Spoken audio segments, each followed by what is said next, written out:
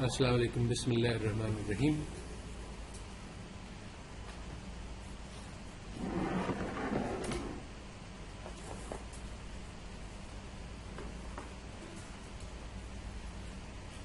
بسم اللہ الرحمن الرحیم.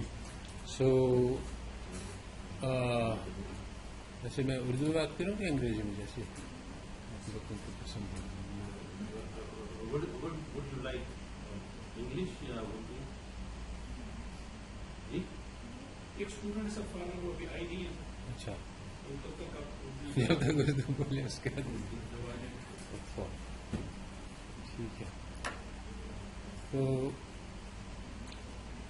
اللہ رب العزت نے فرمایا ہے کہ لا یغرنک تقلب الذین کفروا فی البلاد متاع قلیل ثم مأواہم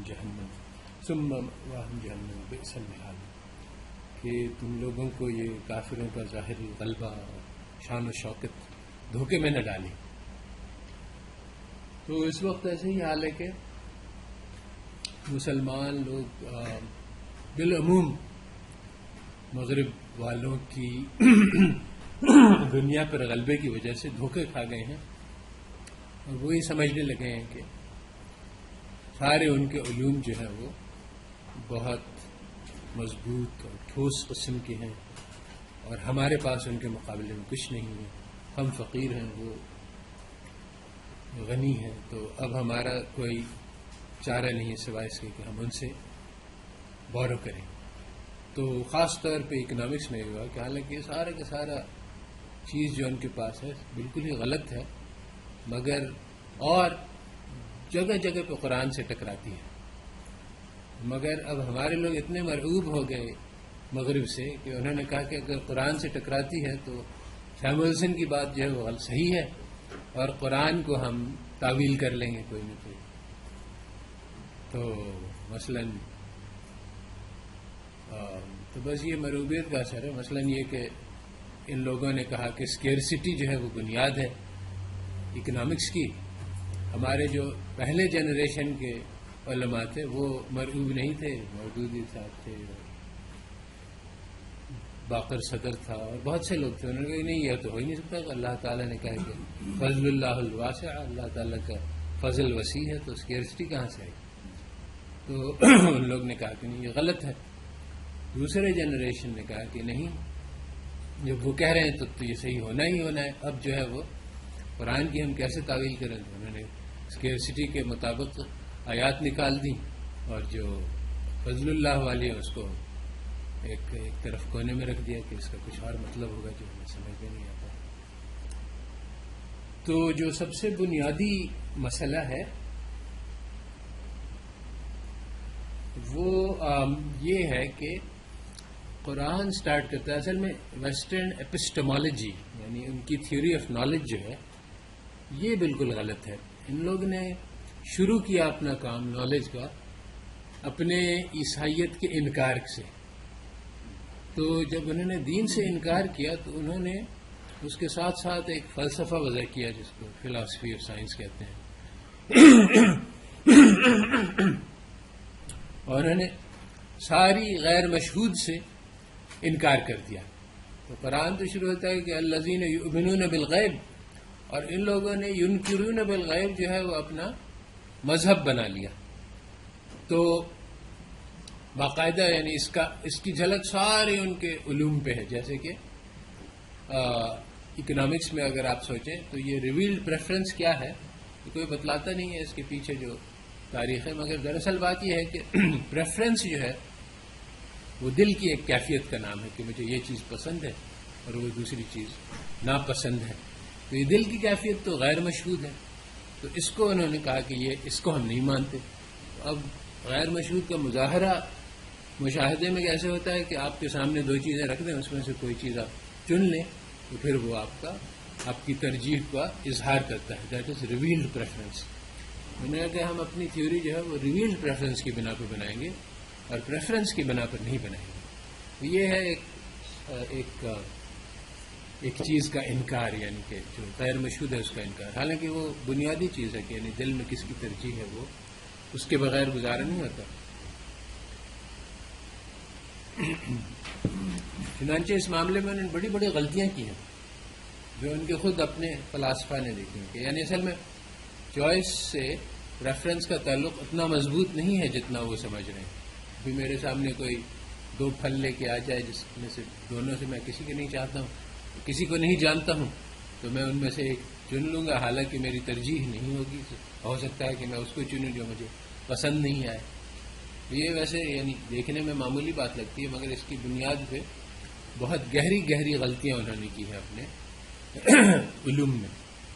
ان کے علوم سارے یعنی غلط فہمیوں اور غلطیوں پر مبنی ہیں, اور اس کو ثابت کرنا بھی کوئی مشکل نہیں. میں نے ایک پیپر لکھا ہے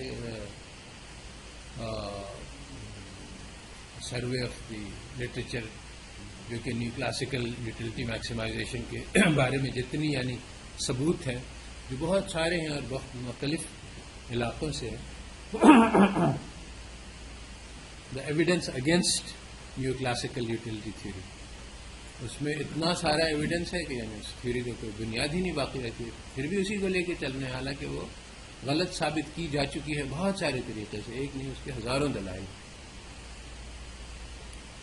تو یہ پوری چیز غلط ہے, مگر یہ بہت بڑا بت ہے جس کے سامنے لوگوں نے سجدہ کیا ہوا ہے, اور آنکھ اٹھا کے دیکھتے بھی نہیں کہ یہ مر چکا ہے اور اس کے اندر کوئی طاقت نہیں ہے.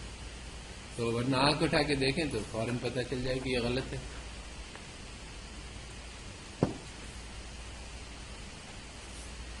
تو سب سے پہلی چیز جس کی ضرورت ہے وہ یہ ہے کہ ہم لوگ وہ سارا قصہ جو ہمیں سنایا گیا ہے مغرب کے داستان ہے کہ ہم کون ہیں اور ہمارے جیسا کوئی نہیں ہے دنیا میں, اور کون ہمارا مقابلہ کر سکتا ہے, اس کو پھر سے اس پہ نظر ثانی کریں کیونکہ یہ حقیقت نہیں ہے. تو اس کو کہتے ہیں کہ یورو سینٹرک نیریٹو.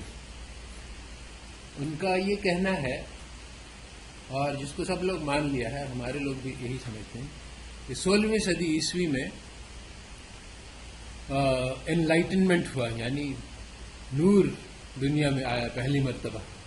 ساری دنیا تاریکی میں تھے, کسی کے پاس عقل نہیں تھی, کسی کو سوچنا نہیں آتا تھا, سب لوگ وحشیوں کی طرح سے غیر مہذب زندگی گزار رہے تھے. پھر ایک بار اچانک ایک وہ بجلی کا کڑکا ہوا اور یورپ کے اندر روشنی پھیل گئی, اور پھر انہوں نے سارے جو اس وقت کام کے علوم ہیں وہ انسان کو جو بھی چیز انسان جانتا ہے, تو یعنی تاریخ کا آغاز 16ویں صدی سے ہوتا ہے. اس سے پہلے کوئی تاریخ کے قابل تذکرہ چیز نہیں ہے.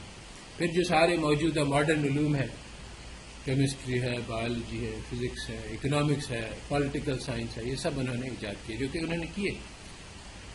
تو اس میں انہوں نے حیرت انگیز ترقی کی, اور دنیا جو ہے وہ ایک ایسی اوج پہ پہنچ گئی جہاں پہلے نہیں تھا. اب اگر سارے انسانوں میں کوئی بھی کچھ کرنا چاہتا ہے, کہیں پہنچنا چاہتا ہے, تو پہلے تو اسے ان کی ان علوم کو ماسٹر کرنا ہوگا, اس کے بعد جا کے وہ کچھ سوچے کہ آگے کیا کرنا ہے.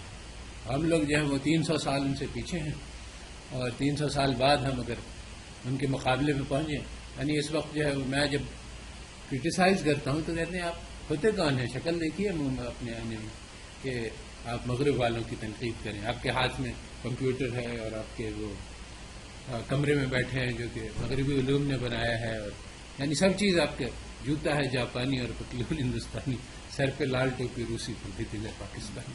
تو کیا یہ کوئی بات ہے؟ تو بات یہ ہے کہ اس قصے سے باہر نکلنا یہ سب سے پہلا قدم ہے, اس سے پہلے کہ ہم کوئی اور سوچیں. تو سب سے پہلی بات تو یہ ہے کہ یہ انلائٹنمنٹ جو ہوا یورپ میں 16ویں صدی, یہ ہوا کیسے آخر؟ یعنی اچانک خود بخود ہو گیا جیسا کہ ان کا کہنا ہے, یا اس کا کوئی وجہ بھی تھی؟ دراصل بہت آسان بات ہے, جب تاریخ کو دیکھا جاتا ہے تو یہ انہوں نے چھپا دیا ہے, اور اس کو ان کے ایک آدمی نے بھی لکھا ہے, the theft of history. Theft of history کا آخر کا نام اس وقت مجھے یاد نہیں آ رہا ہے, مگر اس نے یہی کہا کہ یورپینز نے ساری دنیا سے علوم جمع کیے اور سب کو اپنے سے منسوب کر دیا, یعنی جو ان کے اوریجنل تھے ان کو قصے سے نکال دیا اور کہا کہ یہ ہم نے ایجاد کیا ہے. ایسے بات مشہور ہے کارٹیزین کا آرڈینیٹس, جو کہ موجودہ اینالیٹک جیومیٹری کی بنیاد ہے. اب آپ ڈیکارٹ جو کہ اس کا موجد مانا جاتا ہے، اس کی ساری کتابیں چھان جائیں، اس میں کہیں اس کا کوئی تذکرہ ہی نہیں آتا. اور اس کا جو اصل موجد ہے مسلمان میں میتھمیٹیشنز تھے وہ، اور انہوں نے اس کو بہت آگے لے کے گئے اور سب انہی سے لیا ہے، ان کا تذکرہ بیچ میں سے نکال دیا کیونکہ ان کو بغض تھا اسلام اور مسلمانوں سے.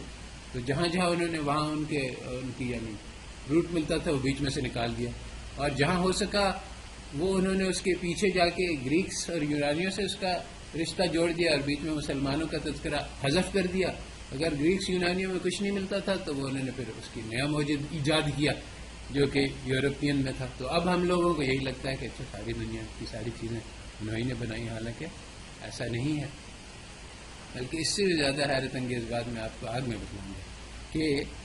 بتلاؤں گا کہ سائنس جو ہے وہ مسلمانوں نے ایجاد کیا، اور وہ نہ اس کو اس وقت سمجھے جب انہوں نے امپورٹ کیا، نہ آج سمجھے ہیں.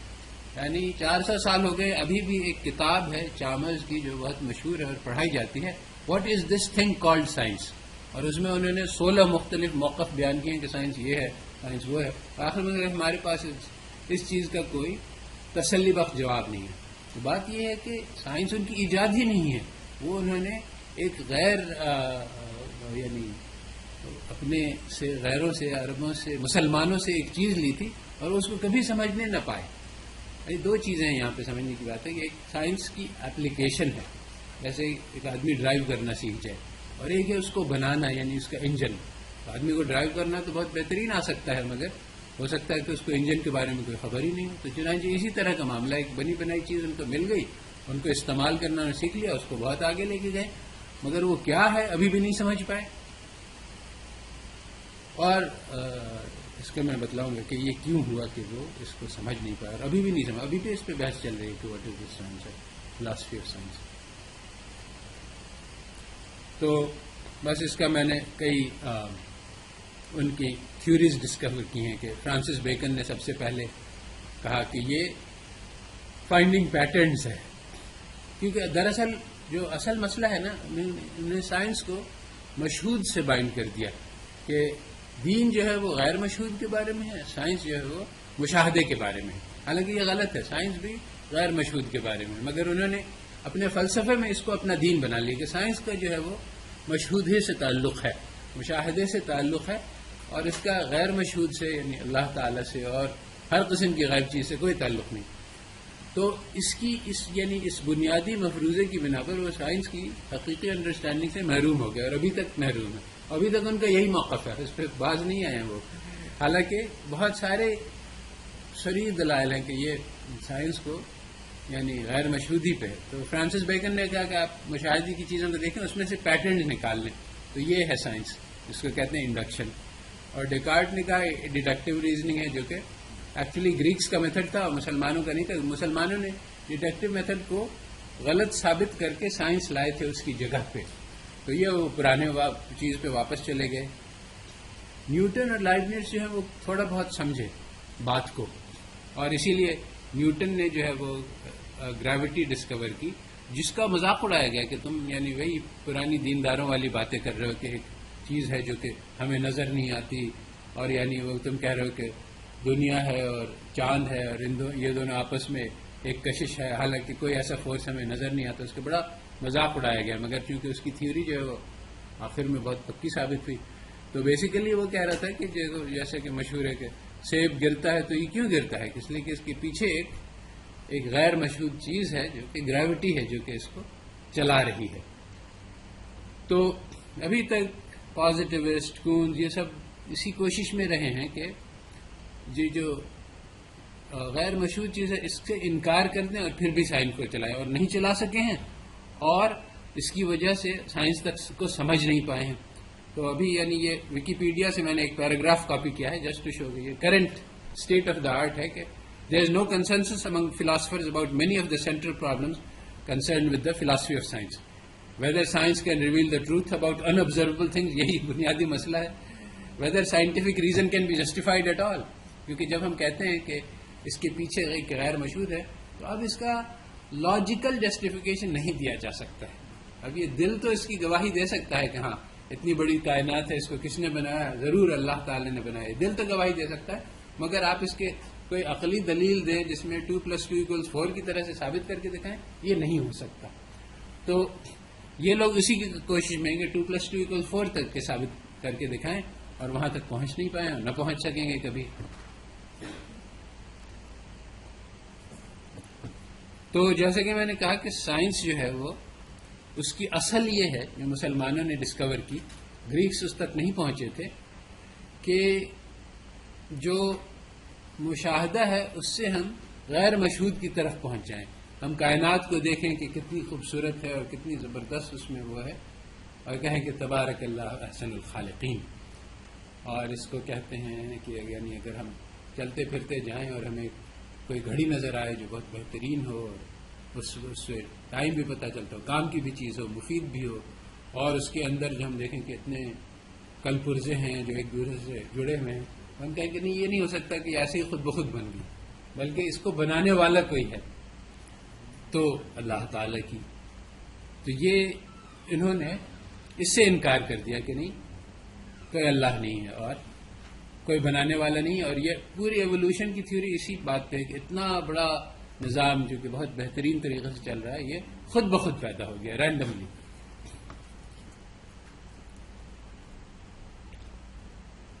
تو یہ میں کہہ چکا ہوں کہ مشاہدے پہ سائنس کی بنیاد ڈالی گئی ہے، اور یہ بنیاد بنتی نہیں ہے، ہوتا نہیں ہے سائنس ایسا، اور اس بنیاد پہ کام چل نہیں سکتا ہے. ساری کی ساری آپ کی اکنامکس جو ہے یہ مشاہدے کی چیزوں پہ، وہ چوائس پہ مبنی ہے، اور اصل چیز جو ہے وہ پریفرنس ہے.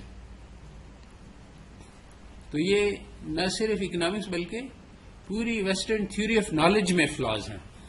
رسول اللہ صلی اللہ علیہ وسلم نے فرمایا کہ علم وہ ہے جو دلوں میں اتر جائے. تو اب آپ اپنے سارے کیریئر پہ غور کریں تو پورا جو ویسٹرن نالج میں کوئی ایک بات نہیں ہے جو دل میں اتر جائے.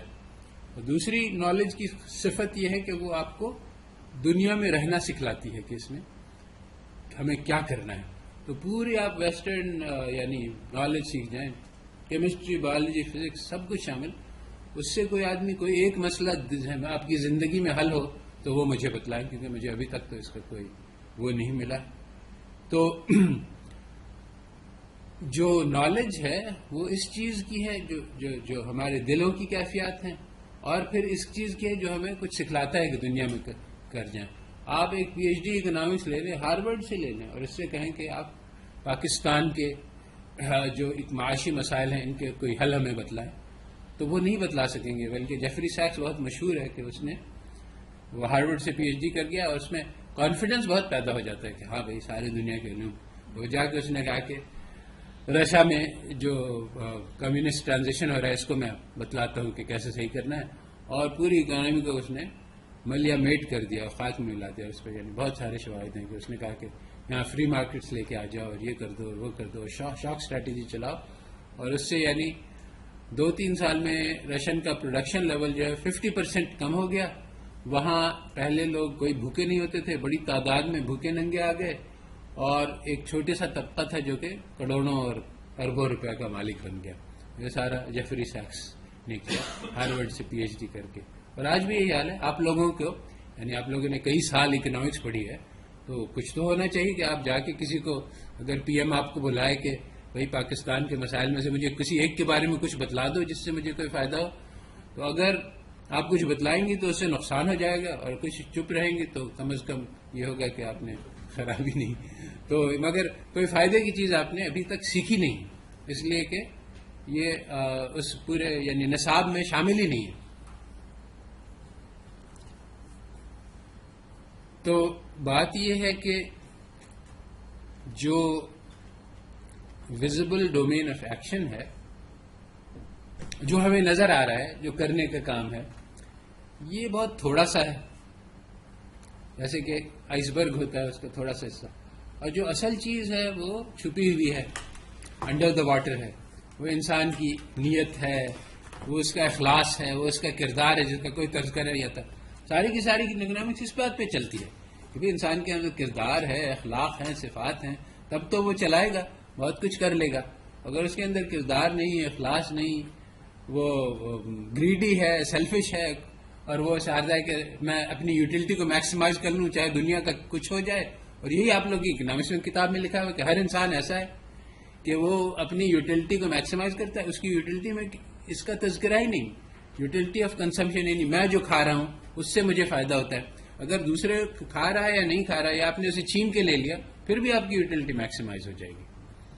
تو یہ سب غلط فہمی ہے اور غلط ہے. تو جو اصل چیز ہے وہ تو آپ کی کتابوں میں ملتی ہی نہیں, یعنی مغرب کی. ہماری کتابوں میں اس کو بہت ہے مگر وہ ہم لوگ اپنی کتابوں کو دیکھتے ہی نہیں. ہاں یہ سب آیا ہے مگر کہیں مین اسٹریم کسی کتاب میں ہے, ٹیکسٹ بک میں ہے, سیمولسن میں ہے, جو آپ لوگوں کو پڑھایا گیا اس میں کہیں ہے. کچھ میں تو آ رہا ہے جیسے مینکیف کی جو بک ہے اس پہ تو لیٹسٹ ایڈیشنز میں ہے یہ. دیکھو بات یہ ہے کہ وہ ان کو یعنی اتنے اوور ویلمنگ پروف آ گیا ہے کہ یہ سب غلط ہے کہ وہ اس کا تذکرہ کر دیتے ہیں. جب ہم کرٹیسائز کرتے ہیں کہ یہ آپ کی مین اسٹریم پوری غلط ہے, کہتے ہیں کہ نہیں ہماری ڈپارٹمنٹ میں بیہیویئرل اکانومسٹ ہیں تو وہ ڈپارٹمنٹ میں تو موجود ہیں مگر ان کا کوئی کنٹریبیوشن نہیں ہے مین اسٹریم ٹیچنگ میں, مگر انہوں نے اپنے آپ کو کور کرنے کے لیے کہ بھی لوگ کہہ رہے ہیں سارا غلط ہے ان کا بھی نام شامل کر لیا. جیسے ٹوکن نیگرو ہوتا ہے کہ وہ اوباما کو پریزیڈنٹ بنا دیا کہ دیکھو کالا آدمی تو ہمارا پریزیڈنٹ ہے, اب تم ہمیں کیسے ہمارے خلاف تعصب کا الزام دے. اور ہر روز جو ہے وہ کالے لوگوں کو قتل کر دیا جاتا ہے صرف ان کی ریس کی بنا پہ. مگر وہ پورا ایک موومنٹ چلا ہے کہ وہ لندن کا چیئرمین بن گیا, وہ میئر بن گیا مسلم. ہاں ایگزیکٹلی. تو اب اس کے معنی کہ وہاں مسلمانوں سے منافرت ختم ہو گئی, ایسا نہیں ہے بلکہ ان کا ایک سٹینڈرڈ طریقہ ہے کہ وہ تھوڑا سا ایک ہڈی پھینک دیتے ہیں اپنے کتوں کو. اور وہ آگے بھی وہ لوگ آتے ہیں جو موسٹ جو ان کے اسکول کے ہوتے ہیں. جیسے اوباما نے سب سے زیادہ کارپوریٹس اور سب سے زیادہ کلنگ کی ہے مسلمانوں کی اس نے, حالانکہ وہ براک حسین ہے, مگر آپ اگر ڈرون کلنگز دیکھیں بلکہ دنیا میں کتنی قتل ہوئے کتنی واردات اوباما نے بہت زیادہ کی اس سے اپنے پریڈیسیسر سے. کنونشنل اکنامکس کی جو بیس ہے وہ profit maximisation at any cost. بالکل صحیح. اب یہ ہمارے موجودہ مسئلے کی ایک عکاسی ایک فگر ہے جو بتلاتا ہے کہ ہم لوگ آج کل کیا کر رہے ہیں. اچھا تو یہ جو کیپٹلسٹ سسٹم ہے جس کا جو نظر آ رہا ہے وہ اوپر بینکس ہیں اور انشورنس ہے اور بہت سارے ان کے ادارے ہیں. اور یہ ادارے جو ہیں وہ ایک بنیاد پہ بنے ہیں جو کہ کمپٹیشن ہے, گریڈ ہے, سروائیول آف دا فٹسٹ ہے. اس میں کٹ تھرو کہ اس کا یہ خیال ہے کہ اگر لوگ ایک دوسرے سے کمپیٹ کریں گے, اگر آپ نہیں دیکھ رہے ہو تو میں آپ کا گلا کاٹ دوں, میں نہیں دیکھ رہا ہوں تو آپ میرا گلا کاٹ دوں, تو اس سے سب لوگ جو ہیں بہت اسٹرانگ ہو جائیں گے کیونکہ وہ ہر وقت جو ہے وہ اس جنگل میں رہیں گے. تو یہ آئیڈیا اور یہ کہ ہر انسان خود غرض ہوتا ہے, پیسہ جمع کرنا اچھی چیز ہے اور پیسے کو دوسرے پہ خرچ کرنا بری چیز ہے, تو یہ ساری چیزوں کے آئیڈیاز کی بنیاد پہ ایک سپر اسٹرکچر ہے جو ہمیں نظر آ رہا ہے. اب ہمارے لوگوں نے کہا کہ نہیں بھائی ویسٹ جو ہے وہ تو سب سے بہترین ہے, دنیا کی چیز ہے, اس سے اچھے تو کوئی چیز ہو ہی نہیں سکتی, تو اب اس کو اسلامائز کرنا ہے. تو اب ہمیں پتہ ہے کہ اسلامائزیشن جو ہے اسلام میں کوآپریشن ہے, کمپٹیشن نہیں ہے, جنراسٹی ہے, گریڈ نہیں ہے, یہ سب چیزیں منع ہے باضابطہ قرآن میں, اور جنراسٹی کی ترغیب ہے. تو اب ہم یہ چاہ رہے ہیں کہ ان کی انسٹیٹیوشنز تو وہی رہیں اور جو اس کا سب اسٹرکچر ہے وہ بدل جائے, اور یہ ہو نہیں سکتا. ہمارے وہ جو انسٹیٹیوشن جو اسلامی تاریخ میں تھے, ہمارے ہاں کبھی بینک نہیں ہوا 1000 سال. کیوں؟ کیونکہ بینک جو ہے اس کی جو دعوت ہے وہ یہ کہ اپنے پیسوں کو جمع کر کے رکھو, دوسروں کو نہ دو. اور ہمارا دین کہتا ہے کہ بھئی تمہارے پاس ضرورت سے زائد ہے تو اس کے اوپر سانپ کی طرح سے کنڈلی مار کے بیٹھنے کا کیا فائدہ, اس کو دوسروں کو بانٹ دو, جب تمہاری ضرورت ہوگی دوسرے تمہیں دے دیں گے. اب آپ امیجن کریں, یعنی اس میں یعنی جو high level of in efficiency ہے وہ بہت واضح ہے کہ ایک معاشرہ ہے جس میں ہر کوئی ایک دوسرے کی مدد کرتا ہے, حتیٰ کہ جیسا کہ قرآن میں آیا ہے صحابہ پہلے ایسے ہی تھے. یعنی یہ گریڈ جو ہے یہ انسان کی ایک فطری چیز ہے, اور اسی بنیاد پہ ہمارے اسلامک اکانومسٹ نے یہ بھی کہہ دیا کہ اسلام بھی یہی سکھلاتا ہے. قرآن میں آیت ہے کہ انسان جو ہے وہ اس کو شہوات پسند ہیں, اور عورتیں اور سونا اور گھوڑے یہ سب چیزیں اس کو پسند ہیں. دیکھو انسان میں وہ قرآن بھی وہی کہہ رہا ہے جو سیمولسن کہہ رہا ہے. حالانکہ وہ اس کی تردید کر رہا ہے قرآن کی. یہ ہے تو اس کے اندر مگر اس کے اوپر چلنا نہیں ہے, اس کو اوور کم کرنا ہے. شیطان تو ہے مگر شیطان کی باتیں ہمیں ماننی نہیں ہے. نفس تو ہے مگر نفس کی باتوں پہ ہمیں چلنا نہیں ہے. تو جب تو ہمارا جو بیسک فائنینشیل انسٹیٹیوشن ہے وہ وقف ہے, کیونکہ وقف جو ہے وہ ایک جذبے کی اظہار کرتا ہے جو دوسروں کو دینے کا جذبہ ہے. چنانچہ اگر آپ خلافت عثمانی میں دیکھیں تو ریکارڈ میں ملتا ہے کہ تقریباً جو ریکارڈڈ لینڈ ہے اس کا 2/3 حصہ وقف تھا. اور وقف کیا تھا؟ وقف بیواؤں کی مدد اور تعلیم اور صحت, ساری دنیا کے سارے نیکی کے کام سارے وقف کرتے تھے. چنانچہ گورنمنٹ یہ نہیں سمجھتی تھی کہ میرا کام ہے کہ جا کے بھوکوں کو کھانا کھلاؤ. جیسے کہ آج کل ہم لوگ کہتے ہیں کہ بھائی پاکستان میں تعلیم نہیں ہے تو اب گورنمنٹ جا کے یہ کام کرے. نہیں, اس میں سب لوگ مل کے یہ کام کرتے تھے. ہر آدمی اپنے محلے میں اس نے ایک وقف بنا دیا, تھوڑے سے اس کے پاس زائد پیسے ہوئے اور اس میں سارے محلے کے غریبوں کی پرورش ہو رہی ہے اور یتیموں کو دیکھ بھال ہو رہی ہے اور بیواؤں کی انتظام ہو رہا ہے اور صحت کا سارے انتظامات سب محلے والے اپنے لوگوں کے لیے کرتے تھے. اور بڑے بڑے وقف ہوتے تھے. جہاں کے بادشاہ جو ہے اپنی ذاتی جائیداد کو وقف کر دیتے تھے اور سب کو یہ خیال تھا کہ بھئی آخرت کی کمائی کریں. آج کل لوگ دنیا کی کمائی کے علاوہ کچھ جانتے ہی نہیں. تو جس طرح سے ہمارے جو بنیادی وقف ہے وہ ان کے پاس یعنی برائے نام ہے ان کے پاس تھوڑے فاؤنڈیشن جس سے چیریٹی کا کام ہوتا ہے, مگر جو 99% جو ویلتھ ہے ان کی وہ بینکس میں ہے, کیپٹلسٹ کے پاس ہے. ہمارے یہاں بھی ایسا تھا کہ کچھ تھے انویسٹمنٹ آرگنائزیشن تھے, پیسے ویسے بینکس کے پروٹوٹائپس جنہوں نے ڈھونڈے ہیں تو نکال لیے ہیں, مگر وہ تھوڑے تھوڑے ہیں اور یعنی وہ ایکسیپشن ہے اور جو میجورٹی ہے وہ وقف ہے. تو یہ جو آج کل اسلامائزیشن کی پروسیس چل رہی ہے وہ کہہ رہی ہے کہ بھئی ہم روح اسلامی لیں اور اس کے اوپر جو ہے وہ بدن کافروں کا چڑھا دیں, تو یہ ہو نہیں سکتا. تو بات یہ ہے کہ اس وقت جو ڈومیننٹ سسٹم ہے کیپٹلزم ہے اور سب لوگوں نے چونکہ اس کے سامنے سجدہ کر رکھا ہے اس لیے سوچنے کا وہ موقع نہیں مل رہا ہے کہ ہمارا اپنا نظام اصلی کیا ہے. اور اوپر سے چونکہ وہ اس کے بارے میں اس کی حقیقت بتلاتے نہیں ہیں, وہ صرف اس کا جو شکل ہے وہ نظر آتی ہے, تو اس لیے یہ دھوکہ پیدا ہوتا ہے کہ اسی شکل کو لے کے ہم چلیں اور اسی کو ہم اسلامائز کر دیں. تو یہ اسلامائزیشن آف نالج بھی یہی ایک مہم ہے کہ وہ مغربی علوم کو لے کے اس کو اسلامائز کر دیں, حالانکہ ایسا نہیں کیا جا سکتا ہے. تو اس کا جو صحیح طریقہ ہے وہ پہلے اس کی پہچاننا ہے کہ اس کے نیچے کیا ہے, کہ جب وہ بنیاد کو لے کے چلیں گے تو پھر ہم آگے بڑھ سکتے ہیں, پھر ہمارے اپنے جی ویسٹرن سیولائزیشن نے بھی تو یہی نہیں کیا کہ انہوں نے ویسٹرنائز کیا اسلامک نالج کو کسی زمانے میں. بالکل صحیح ہے, 2 صدی ان کو لگی, 15ویں صدی. تو وہ تو کامیاب نہیں رہتا نہیں, کامیاب نہیں ہوئے, وہ اسلامائز نہیں کر سکتے. نہیں مطلب اسلامک نالج کو انہوں نے اپنے حساب سے. دیکھو میں یہ کہہ رہا ہوں کہ 2 صدیاں ان کو لگیں, وہ ان کے ہاتھ میں ایک بہت بڑا خزانہ آ گیا جب وہ اسپین ریکانکر ہوا, جب مسلمانوں میں زوال آیا. اب لوگ کہتے ہیں کہ مسلمانوں میں زوال کیوں آ گیا, تو بات یہ ہے کہ وہ اسلامی قرطبہ کی تہذیب تقریباً 800 سال چلی. ابھی پورا جو ویسٹرن سویلائزیشن ہے وہ 300 سال کا ہے.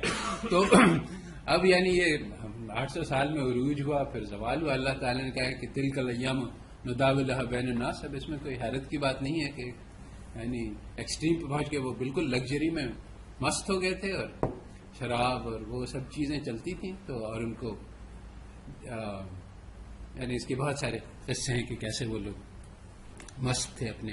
تو پھر اللہ تعالیٰ نے ان سے ہٹا لیا دنیا کی باغ ڈور, ان کو پکڑا دی. تو وہ ینگ کون تھی, جوان تھی, بربر لوگ تھے, آپس میں ہر وقت لڑائی کے علاوہ کچھ چیز جانتے نہیں تھے. تو ظاہر بات ہے کہ ایک عیش پرست قوم پہ غالب آ گئے.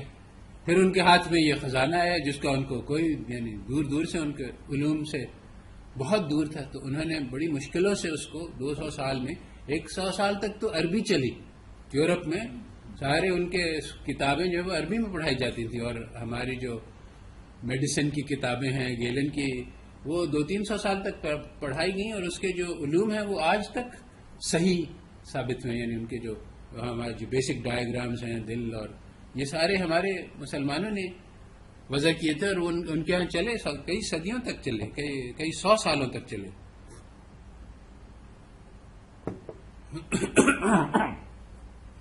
تو بات یہ ہے کہ ہر معاشرے اور تہذیب جو ہے اس کے پیچھے کچھ بنیادی خیالات ہوتے ہیں، وہ اس کی روح ہوتی ہے. پھر جو سوشل سٹرکچرز ہیں وہ اس روح کی ترجمانی کرتے ہیں. تو یہ انسٹیٹیوشنز جو ہیں وہ ہر جگہ ہیں. یہ فیملی ہے، اسکول ہے، یعنی یہ ایک طریقہ ہے سوسائٹی کو آرگنائز کرنے کا. اور آج کل جو ہے وہ یعنی مغرب میں یہ ادارے چونکہ اس روح سے مطابقت نہیں رکھتے ہیں جو کہ ان کے یہاں پروان چڑھی ہے، اور یہ ہمیشہ سے نہیں ہے. یعنی کرسچینٹی کی روح جو ہے وہ اسلام کی روح سے بہت حد تک ملتی ہے. تو یہ جو نئی روح ہے جو آج کل ماڈرنیٹ کو چلا رہی ہے، وہ کرسچینٹی سے انکار کے بعد نکلی ہے، جس کی وجہ سے انہوں نے جو بنیاد تو اور اس کے اثرات بہت آہستہ آہستہ پیدا ہوئے ہیں. 3 صدی لگی ہے کہ اس کو کہتے ہیں دا گریٹ ٹرانسفارمیشن. بہت سارے ان کے فلاسفہ نے اس کو اسٹڈی کیا ہے اور بتلایا کہ بھئی ایک زمانہ تھا کہ ہمارے یہاں بھی بائبل کی بات ہے کہ the love of money is the root of all evil, جو کہ ہمارے احادیث میں بھی سیم بات آئی ہے کہ پیسے کی محبت جو ہے وہ ساری برائی کی جڑ ہے. تو یہ بائبل کی بات جو تھی یہ مانی جاتی تھی عام طور پہ، اور یہ زیادہ دیر کی بات نہیں. انہوں نے کہا 16th سینچری میں یہ معروف بات تھی اور سب لوگ اس کو مانتے تھے، مگر 18th سینچری تک معاملہ بدل گیا. سر ایک یہ ان کا وہ ڈارک ایجز میں جو ریلیجن حاوی تھا، تو یہ ان کا بھی تو ریئیکشن ہے کہ انہوں نے ریلیجن کو بہت وہ لمیٹائز کر دیا. بالکل صحیح ہے. وہاں کا دین جو ہے ان کا دین اسی لائق تھا کہ اس کو چھوڑ دیا جائے، مگر اس میں وہ غلط فہمی میں یہ ہو گئی ان کو کہ سارے دین ایک ہی جیسے ہیں. انہوں نے دوسرے دینوں کو دیکھا نہیں. انہوں نے کہا کہ یہ دین کا مسئلہ ہے کہ دین ہمیں گمراہ کرتا ہے. یہ نہیں سوچا کہ یہ کرسچینٹی کا مسئلہ ہے کہ اس نے ہمیں گمراہ کیا ہوا ہے. تو اس کی وجہ سے وہ آج بھی اسی غلط فہمی میں مبتلا ہے. تو بہت سارے طریقے ہیں ایک سوسائٹی کو آرگنائز کرنے کے. تو انہوں نے اس میں سے ایک ایسا طریقہ بنایا ہے جس میں بینکس، انشورنس اور ان کے بہت سارے اور ادارے ہیں. سر کارپوریٹ کلچر بھی تو کارپوریٹ کلچر بہت آج کل تو کارپوریشنز ہی ہیں دنیا کے باغ ڈور ان کے ہاتھ میں. آج کل گورنمنٹس کی کوئی حیثیت نہیں رہی. امریکہ کو بھی اس کارپوریٹ سانپ میں جکڑا ہوا ہے. ان کے عوام الناس جو کہتی ہے اس کا کوئی وہ نہیں، وزن نہیں. ٹرمپ کے جیتنے کا وجہ بھی کارپوریٹ سیکٹر کا. صحیح ہے. بالکل ملینئر ہے، ملینئرز کا راج ہے. تو بات یہ ہے کہ یہ جو اسپرٹ ہے یہ ان کی تعلیمات میں ہے ہی نہیں، کیونکہ اس کا تذکرہ کرنا جو ہے وہ ان کے ایپسٹمالوجی میں آتا نہیں ہے. تو اگر ہم اس کو اینالائز کرنا چاہتے ہیں تو ہمیں زیر سطح جانا ہوگا، دیکھنا ہوگا کہ نیچے کیا ہو رہا ہے. تو دا اسپرٹ آف کیپٹلزم جو سب چیز کو ڈرائیو کر رہا ہے وہ سونے کی طلب ہے. جو میکس ویبر نے کہا کہ accumulation of wealth for its own sake. اس نے خاص طور پہ یہ لکھا کہ بھائی ویلتھ کو ایکیومولیٹ کرنا فی نفس سے ہی اگر کوئی کام ہے اس سے کرنے کا تب تو ٹھیک ہے، مگر یہ کہ پیسہ جمع کرنا ہی مطلوب ہو یہ ٹھیک نہیں ہے، یہ ارریشنل ہے. قرآن بھی یہ کہتی ہے کہ وہ لوگ جو سونا اور چاندی کو جمع کرتے ہیں اور اس کو اللہ تعالی کے لیے خرچ کرنے کا ارادہ نہیں کرتے تو ان کے لیے عذاب کی وعید ہے. تو پیسہ جمع کرنا کی اجازت تو ہے بشرطے کہ وہ کسی مقصد کے لیے ہو، مگر یہ کہ پیسہ ہی جمع کرنا مقصد زندگی بن جائے جیسا کہ آج کل ہوا ہے، اس کی اجازت نہیں ہے. تو وہاں جب کرسچینٹی سے انہوں نے انکار کیا تو یہ بینتھم ہے اس نے یوٹیلیٹیرزم کے فلسفہ ایجاد کیا اور اس نے اپنے اس کا نام رکھا کہ دس از دا ریلیجن آف ہیومینٹی. اور آج کل یہ غالب دین ہے، ساری دنیا میں یہی دین چل رہا ہے. لوگ اس کو پہچانتے نہیں ہیں دین کے طور پر، مگر اس کے بہت ہی گہرے اثرات ہیں. مسلمانوں کے دلوں میں بھی یہ دین سرایت کر گیا ہے. تو اس دین کا جو بنیاد ہے وہ یہ ہے کہ سب سے پہلے تو جو کرسچینٹی اس سے انکار اور نفس پرستی کا دین ہے یہ. سر جس کو اللہ تعالیٰ نے کہا ہے کہ تم نے ان لوگوں کو نہیں دیکھا جنہوں نے اپنے نفس کو خدا بنا دیا ہے. تو اس کی بنیاد ہے کہ جو بھی چیز سے ہمیں پلیجر ملتا ہے، جس سے ہمیں نفس ہمارا خوش ہوتا ہے، وہ مورل ہے. مورالٹی کو ڈیفائن کرنا ہوگا، ہمیں کون سی چیز اچھی ہے کرنے کی، کون سی چیز بری ہے. یہ وہ چیز ہے، مسئلہ ہے جس کو سائنس ہمیں حل نہیں کر سکتا ہے، کیونکہ انسان کی کردار اخلاق کا معیار جو ہے سائنس سے متعین نہیں کیا جا سکتا ہے. اور جس چیز سے تکلیف ہوتی ہے وہ امورل ہے. یہ ان کا دین ہے، اور آج کل یہ سب کا دین بن چکا ہے. یعنی ہماری مسلمان فوج جو ہے وہ بھی انہی خیالات کو لے کے چل رہی ہے. تو گول ہر انسان کا کیا مقصد ہے؟ اپنی زندگی میں اپنے پلیجر کو میکسیمائز کرے، جو کہ آپ کی اکنامکس کی کتابوں میں ہر جگہ پایا جاتا ہے. اور سوسائٹی ایز اے ہول کا کیا مقصد ہے؟ کہ سب لوگوں کو زیادہ سے زیادہ پلیجر پہنچا دیں، the greatest good of the greatest number. تو یہ ان لوگ نے نفس پرستی کو دین بنایا ہوا ہے، اور مورالٹی بھی اسی لائن سے چلتی ہے. تو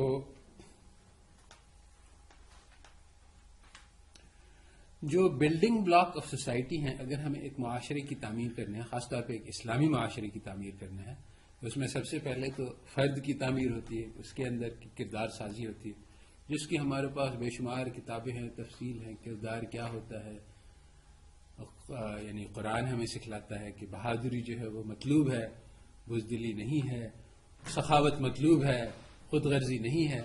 یعنی یہ ساری چیزیں آدمی عقل سے نہیں نکال سکتا ہے.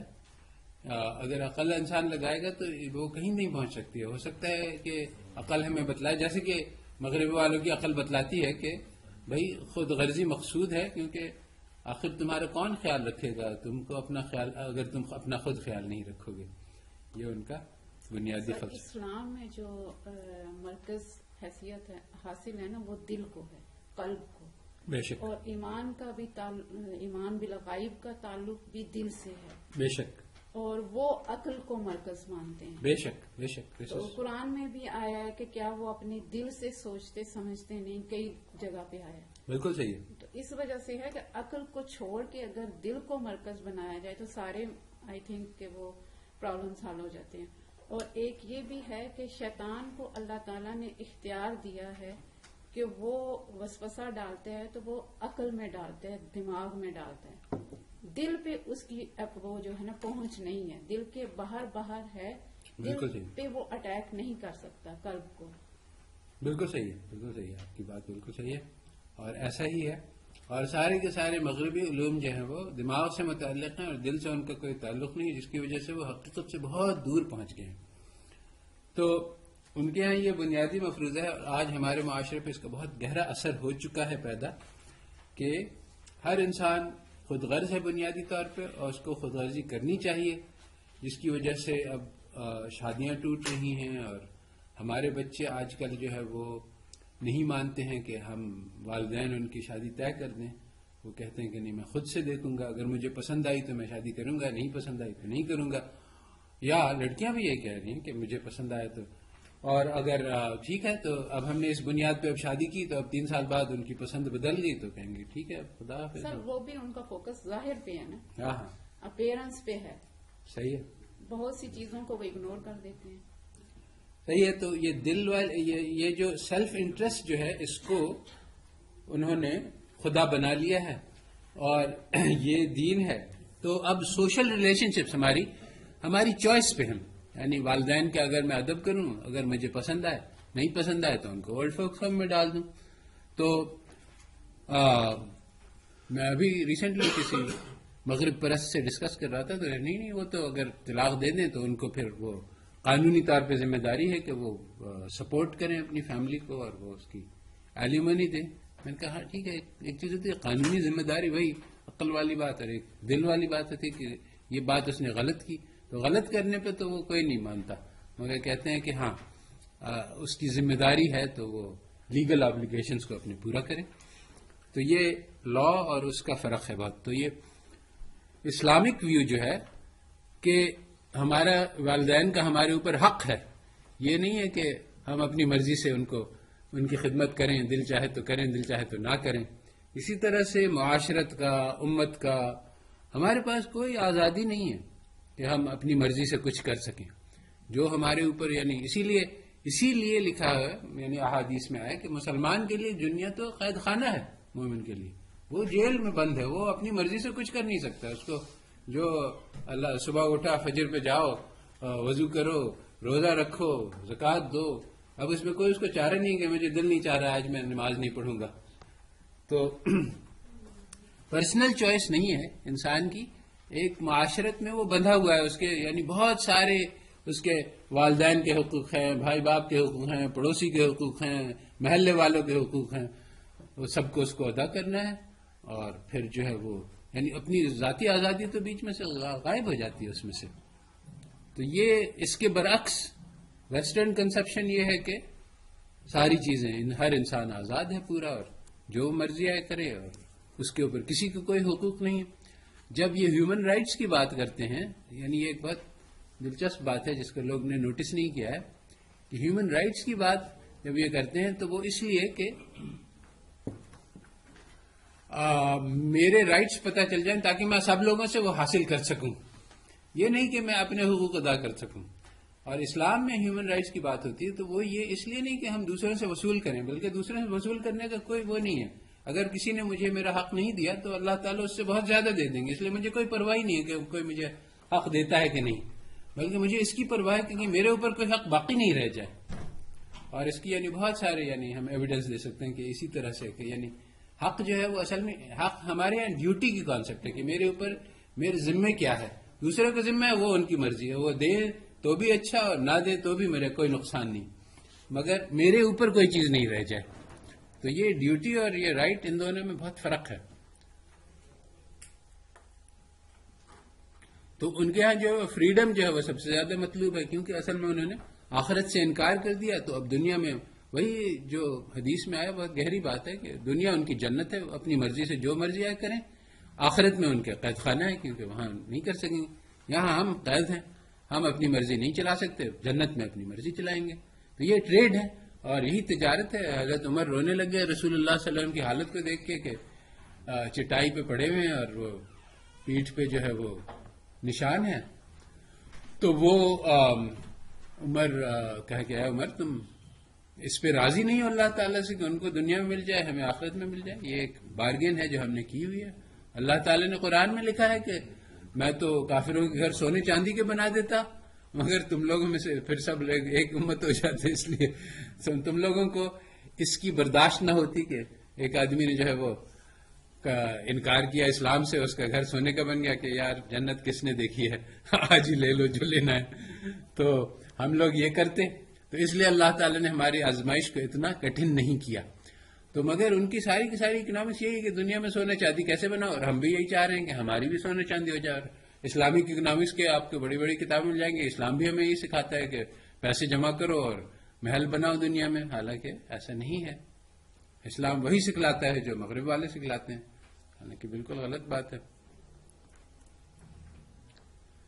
تو بات یہ ہے کہ اس دنیا کے زندگی کا مقصد کیا ہے. سارے کے سارے علوم کی بنیاد اس کوشچن سے شروع ہوتی ہے کہ اگر ہمیں زندگی کا مقصد نہیں پہچانتے ہیں تو پھر ہم کیسے کہہ سکتے ہیں کہ یہ چیز اچھی ہے یا یہ چیز بری ہے. جو چیز ہمیں مقصد کی طرف لے جاتی ہے وہ اچھی ہے. اگر ہم معاشرت کے قانون، معیشت کے قانون، سیاست کے قانون، عدالت کے قانون، تربیت کے قانون وضع کرنا چاہتے ہیں جیسے کہ انہوں نے کیا، تو وہ قانون ہم وہ بنائیں گے جس کے ذریعے سے ہم مقصد کی طرف پہنچ سکتے ہیں. اگر ہمیں مقصد ہی نہیں پتا ہے تو سارے قانون برابر ہیں، پھر کیا فرق پڑتا ہے؟ کوئی بھی قانون بنا لو، جو دل میں آئے بناؤ. سر آج کل ماں باپ بھی تو یہ بتاتے ہیں کہ زندگی کا مقصد یہ ہے کہ پڑھ لکھ کے ایک اچھی نوکری کرنی ہے اور ڈاکٹر بننا یا انجینئر بننا ضروری ہے، چاہے حقوق اللہ یا حقوق العباد کا تو کوئی نہیں ملتا رشتے داروں سے، نہیں یہ ہوتا وہ نہیں ہوتا. تو اس چیز پہ کبھی نہیں اس کو ٹوکا جاتا. ہاں اگر اکیڈمی نہیں گیا یا اس کا گریڈ اچھا نہیں آیا تو پھر اس کو بہت ٹوکا جاتا ہے. بالکل صحیح کہہ رہی ہیں آپ. اور بات یہ ہے کہ جو ویسٹرن کانسیپٹس ہیں نا، جو بات یہ ہے کہ یہ انہوں نے بھی لکھا ہے کہ پاور نالج، کہ جو دنیا میں جو علوم پھیلے ہوئے ہیں وہ اس کے ہوتے ہیں جو کہ جس کے ہاتھ میں لاٹھی ہوتی ہے، جو دنیا کے تو جس زمانے میں سید ابوالحسن علی ندوی نے بہت بہترین کتاب لکھی ہے کہ اسلام کا زوال ہوا اور اس کے دنیا پہ کیا برے اثرات مرتب ہوئے. تو جب تک اسلام کا دورہ تھا، غلبہ تھا، تو ساری دنیا میں یہ کانسیپٹ جو اسلامک ہیں، جنراسٹی اور اچھائی اور نیکی اور بہت حیرت انگیز کانسیپٹس ہیں جو اسلام کی ہیں، جو اسلام لے کے آئے، پہلے کسی کے پاس نہیں تھی. اس میں سے میں ایک کا تذکرہ کر دوں کہ قوم کا جو سردار ہے وہ دراصل ان کا خادم ہے. یہ کسی کے پاس کانسیپٹ نہیں تھی، یہ رسول اللہ صلی اللہ علیہ وسلم نے اسلام لا کے دی. اور ابھی بھی یہی ہے کہ تو جو وہ جب اسلام کا دورہ تھا تو یہ چل رہی تھی ساری دنیا میں، چین میں، یورپ میں، افریقہ میں، جہاں مسلمان نہیں بھی پہنچے تھے وہاں مسلمانوں کے اثر پہنچا تھا. مگر اور یہی انہوں نے ٹریس کیا اپنی کتاب میں. مگر جب اسلام کا زوال ہو گیا مختلف وجوہات کی بنا پر، تو اب جب مغرب والے آئے تو انہوں نے بربریت کے قانون جو ہے وہ ساری دنیا میں چلا دیے ہیں. وہ انہوں نے یعنی ان کی ہسٹری جو ہے وہ صرف جنگ و جدل کی ہسٹری ہے، شروع سے لے کر آخر تک. اور ابھی بھی یعنی world war 1، world war 2، Iraq war, دنیا میں جتنی جنگ جدل ہو رہا ہے. سر یہ بھی تو پری پلان ہے. پلان وائن سے میرا مطلب نہیں ہے یہاں پہ. مطلب یہ ہے کہ ان کی ایک طریقہ ہے معاشرت کا، اور وہ معاشرت کا جو طریقہ ہے وہ رائج الوقت ہو گیا ہے. سب لوگوں جو ہیں جوز وہ رول کر رہے ہیں. دیکھیں ابھی ہمیں پولیٹیکل سازش سے بحث نہیں ہے، بلکہ ہم یعنی ایک خیالات کا فلو ٹریس کر رہے ہیں کہ اس وقت جیسے کہ انہوں نے فرمایا کہ آج کل مسلمان لوگ بھی یہی کہہ رہے ہیں. تو یہ کیوں کہہ رہے ہیں کہ مسلمان لوگ بھی یہی کہتے ہیں اپنے بچے کو کہ تم پیسہ بناؤ اور کیریئر بناؤ اور یہی دنیا کی. تو اس لیے کہ اہل مغرب میں یہی قدر ہے. ویسٹرن کانسیپٹ جو ہے وہ یعنی سکسیس کا مطلب ہی یہی ہے کہ پیسہ بناؤ، اور جس کے پاس سب سے زیادہ پیسہ ہے وہی سب سے زیادہ کامیاب ہے. اور اگر وہ جس طرح سے بھی حاصل کرے اس سے کوئی فرق نہیں پڑتا، لوگوں کو قتل کر کے حاصل کرے، لوٹ مار کر کے کرے. یہ بربریت کے خیالات ہیں جو ساری دنیا میں اب رائج ہو گئے ہیں.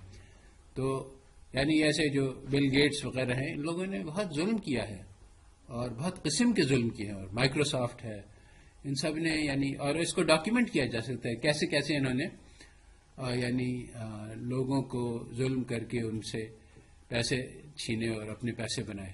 کوئی بات نہیں، جس کے پاس پیسے ہیں وہ صحیح ہے. تو اسلامک کانسیپٹس کیا ہیں، اسلام ہمیں کیا سکھلاتا ہے زندگی کے بارے میں، آج پوچھو کسی سے تو وہ بتلا نہیں سکتا، کیونکہ یہ معروف نہیں ہے زندگی میں. یعنی کیا کرنا ہے ہمیں، ہاں وہ آپ کو کچھ ایسے وہ واعظ خطبہ تو سنا دے گا، مگر اس کا زندگی سے کیا تعلق ہے. اور ہم سر اس کی ریزن یہ بھی ہے نا کہ قرآن سے تعلق جو ہے وہ کمزور ہو گیا. بالکل. حدیث میں آیا تھا کہ اسلام جو ہے وہ ایک اجنبی بن کر آیا تھا اور اجنبی بن جائے گا. تو ایسا ہی ہے، آج مسلمان اسلام کو پہچانتا نہیں ہے. تو جب تک یہ بنیاد نہیں ہے ہمارے پاس تب تک ہم اکنامکس کی، انسٹیٹیوشنل سٹرکچرز کی، کسی چیز کی بات نہیں چلا سکتے، کیونکہ وہ اس بنیاد کے اوپر ایک منزل کھڑی ہوتی ہے. جب تک ہم بنیاد درست نہیں کریں گے تب تک اس کے اوپر کوئی منزل نہیں کھڑی کر سکتے. کیونکہ زندگی کے سارا نظام اسلام میں مربوط ہے، کنیکٹڈ ہے. بالکل. ایک کو اٹھا کے اگر باقی میں پیوند کاری کریں گے تو پھر وہ بالکل. تو اس لیے ہم اسلامی بینکاری کی بات نہیں کر سکتے جب تک ہم یہ نہیں بات کریں کہ اسلام میں پیسے کے استعمال کا کیا طریقہ ہے، اس کو یعنی جس کے پاس پیسہ ہو اس کو کیا کرنا چاہیے. تو اسلام میں تو بہت کلیئر ہے کہ کمانے کا طریقہ بھی ہے وہ بھی حلال ہو، پھر استعمال کا طریقہ بھی ہے وہ بھی جائز ہو، پھر خرچ کرنے کا طریقہ ہے وہ بھی، اس کے بھی رولز ہیں. مگر اس کا ہماری اکنامکس میں کوئی تذکرہ نہیں، اسلامک اکنامکس میں کوئی تذکرہ نہیں ملتا. حیرت کی بات تو یہ ہے کہ وہ لوگ جو اسلامک اکنامکس کر رہے ہیں وہ بھی ویسٹرن اکنامکس کے یوٹیلٹی فنکشن کے اندر ایک آخرت کا فنکشن ڈال دیں. بھائی یہ کوئی یعنی ہمیں ضروری ہے کہ ان کی ہر چیز میں نقل اتاریں اور اس کو ISLM کر لیں اور اس میں جو ہے انٹرسٹ لکھا ہے اس کے جہاں مشارکہ ڈال دیں. تو یہ بھائی this is not how Islamic economics should be done. تو اسلام جو ہے وہ خود اسٹرینجر بن گیا ہے. بہت عرصے سے میں کہا ہے لوگوں کو کہ یہ مجھے بتلاؤ کہ اسلام میں جو ہے وہ کنسمپشن کے قانون بتلاؤ. تو کئی لوگوں نے اس پہ کچھ لکھا ہے مگر وہ انہوں نے ویسٹ ایسٹ کا وہ مکسچر بنا کے لکھا ہے کہ ہاں، حالانکہ اسلام میں ہمیں صاف صاف یعنی کنسمپشن کے رولز کہ کیا کرنا ہے، اسراف نہیں کرنا ہے، تبذیر نہیں کرنی ہے، اعتدال کے ساتھ کھانا ہے. اور یہ ساری چیزیں جو بالکل اپوزٹ ہے جو ویسٹ میں میکسیمائز کرنے کی تو اجازت ہی نہیں کہ خوب پیٹ بھر کے کھانا، نہیں، ایک تہائی پیٹ خالی رکھ کے کھانا ہے.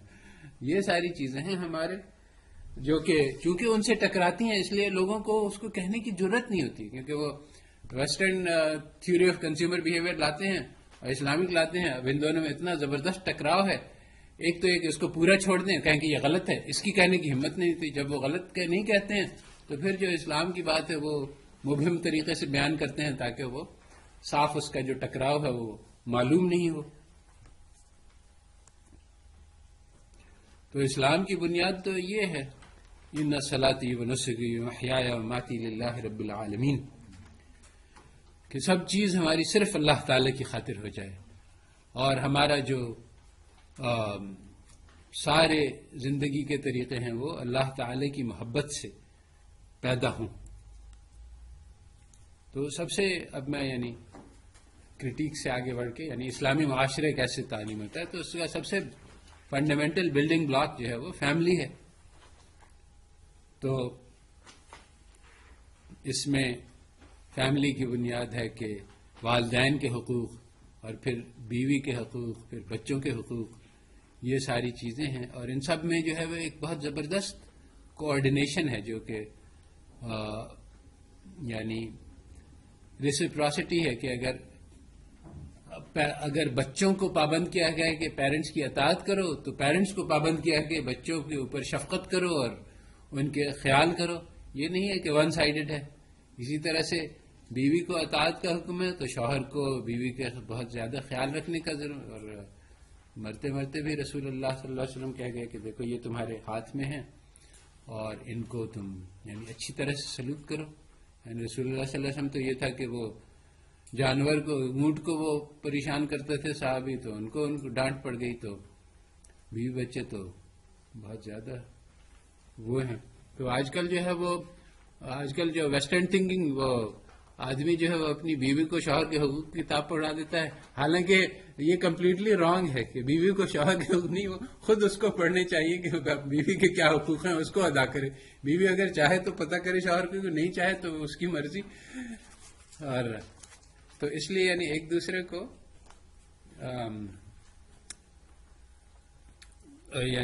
معاشرے کی بنیاد خاندان ہے. خاندان کی بنیاد قربانی ہے. ہر شخص کو قربانی دینی چاہیے. بچوں کو اپنی مرضی نہیں ہے، والدین کا حکم ہے تو چلنا ہے. شوہر کو کوئی لڑکی پسند آ گئی تو وہ اب بیوی بچوں کو چھوڑ کے جا نہیں سکتا ہے کہ بس مجھے یہ خواہش ہے. حالانکہ میں اس لیے کہہ رہا ہوں، یہ بہت عجیب سی بات لگتی ہے، مگر حقیقت یہ ہے کہ یہ لوگ کہتے ہیں کہ اگر کسی یو اونلی لیو ونس، یہ مغرب کا یہ اصول ہے کہ اگر ایک آدمی کو کوئی لڑکی پسند آ جائے تو پھر اس کا فرض ہے کہ وہ بیوی بچوں کو ترک کر کے اپنی خواہش کو پورا کرے. کیونکہ اگر ایسا نہیں کیا تو وہ اپنی زندگی میں اس کی جنت کیسے بنائے گا. تو وہ لوگ اسی لیے کہتے ہیں کہ کسی کا کوئی حق نہیں، وہ بیوی بچے اپنی اپنی سنبھالیں اور وہ ہر آدمی اپنی اپنی فکر کرے.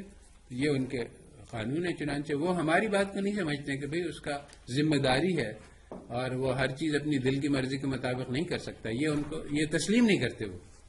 چنانچہ ہمارے یہاں یہ ہوتا ہے کہ ابھی اسٹڈی ہوئی تھی، وہ گردہ جو ہوتا ہے اس میں 2 ہوتا ہے انسان کے. تو ہمارے یہاں ٹرانسپلانٹس ہوتی ہیں نا، تو وہ ہمارے لوگ جو ہیں وہ تھوڑا خاندان والوں پہ پریشر ڈالتے ہیں کہ بھئی تمہارا بھائی ہے، تمہاری بیوی ہے، تمہارے بچہ ہے، اس کو تم ایک گردہ دے دو، تمہیں ایک ہی کی ضرورت ہے. تو ہمارے یہاں لوگ اس پہ مان جاتے ہیں، حالانکہ بادل ناخواستہ ہی صحیح مگر کر لیتے ہیں. اچھا، امریکہ میں اس کا کوئی تصور نہیں ہے کہ بچہ ہے یا بیوی ہے یا کوئی بھی قریبی رشتہ دار ہے تو اس کو، تو یہ بائی ڈیوٹی تو کبھی سوچا ہی نہیں جا سکتا ہے. وہاں جو ہے وہ گفٹ آف لائف کہتے ہیں اس کو، کہ تم کسی کو ایک تحفہ دے دو اس کی زندگی کا تو کتنا اچھے انسان ہوگے. کیونکہ حق تو نہیں بنتا ہے تو اب وہ اس کو موٹیویٹ کرنے کا طریقہ بالکل ہی فرق ہے. تو وہاں یہ ڈیوٹی کا تو کانسیپٹ ہی نہیں ہے. ہمارے یہاں گفٹ آف لائف کا کانسیپٹ نہیں ہے کہ اچھا بھائی وہ آدمی مر رہا ہے تم اس کو ایک تحفہ دیتا. نہیں بھائی میں اپنا کبھی کبھی یعنی بہت سارے میں تحفہ اس کو دینے کو تیار. میں اپنا گردہ اٹھا کے اس کو تحفہ نہیں دوں گا. ہاں اگر میری ذمہ داری ہے تو پھر کیا کر سکتے ہیں, مجبوری ہے. وہاں ذمہ داری کا تصور نہیں, یہاں گفٹ کا تصور نہیں. ایک آدمی نے جو ریسرچ کی ہے اس موضوع پہ تو اس نے یہ لکھا ہے کہ تو وہاں جو ہے چونکہ خود غرضی کا بہت زیادہ پرچار ہوا ہے تو اس لیے اب جو ہے وہ وہاں فیملی کمپلیٹلی بروکن ڈاؤن ہو گئی ہے. آدھے سے زیادہ بچے جو ہیں وہ سنگل مدرز کو پیدا ہوتے ہیں, امریکہ میں بھی اور یورپ میں بھی. تو یعنی فیملی اب وہ مائنورٹی چیز رہ گئی ہے. اور یہ والدین کا خیال رکھنا اب یعنی ایک باقاعدہ قانون ہے کہ 18 سال کی عمر میں بچے جو ہیں وہ والدین کی ذمہ داری نہیں رہتی ہے بچوں کو پالنے کی. چنانچہ میں یعنی میرا بھائی بتلاتا ہے کہ اس کا ایک دوست تھا جو یونیورسٹی میں تھا, تو اس نے کہا کہ جب میں 18 سال کا ہوا تو میرے والدین آ گئے کہ بیٹے تم ہمیں بہت پسند ہو, ہم چاہتے ہیں کہ تم ہمارے ساتھ رہو, اور یہ تمہارے کمرے کا کرایہ ہم تم سے $150 لیں گے, اور اگر تم میل پلان بھی چاہتے ہو تو اس کا یعنی $100 ہوگا, اور اگر تم ہمارے ساتھ رہو تو ہمیں بڑی خوشی ہوگی, اور نہیں تو تم اپنا راستہ ناپو. تو یہ حالات ہیں. تو بچے بھی جانتے ہیں اور والدین بھی جانتے ہیں. چنانچہ بچوں کا بھی والدین کا بھی کوئی پرماننٹ اسٹیک نہیں ہے. اب بچے کی یعنی بچی کی تربیت کرنا ایک بہت بڑا مہم ہوتی ہے کہ یعنی اس کے وہ دل چاہ رہا ہے آپ اس کو روک دیں, اور یہ والدین اپنے یعنی اس لیے نہیں, ہر آدمی کے آسان ہے کہ بھائی چاکلیٹ کھا رہے چاکلیٹ کھاؤ, دانت خراب ہوتے ہیں تمہاری مرضی. تو اس کی تربیت کرنا یہ اس وقت ہوتا ہے جب آپ کا لانگ ٹرم تعلق ہے. آج کل جو ہے وہ کہتے ہیں کہ ٹھیک ہے یہ 18 سال میں تو چلا جائے گا, اس کی مرضی ہے, غلط کرتا ہے اس سے نقصان ہوگا, چلو کرنے دو, ہمیں کیا 18 سال. تو اسی طرح سے ان کا بھی تعلق یعنی بچے بھی کہتے ہیں کہ اچھا یہ 18 سال تک مجبور ہیں ہمیں پالنے پر, اور 18 سال کے بعد ہمارا ان کا کوئی رشتہ نہیں ہوگا. اس طرح سے معاملہ چل رہا ہے. اور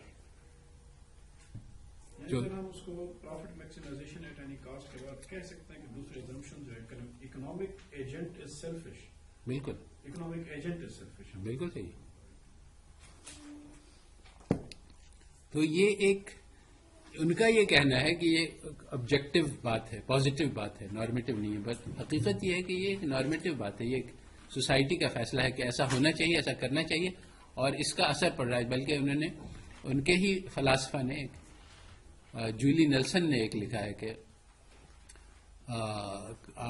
آرٹیکل ہے اس کا پوائزننگ دا ویل, اور اس نے کہا ہے کہ ہم نے اپنے یعنی لوگ دل سے اچھے ہوتے ہیں, نیک ہوتے ہیں, انسان پسند ہوتے ہیں, جنرس ہوتے ہیں, مگر ہم لوگ ان کو الٹی بات سکھلا کے ان کے زہر بھر دیا ہے ان کے دماغوں میں کہ نہیں تم کو خود غرضی کرنی ہے. وہ چاہ بھی رہا ہے کسی کو مدد کرنا تو اب کہتا ہے کہ نہیں یہ تو عقل کے خلاف ہے, میں نہیں کروں گا.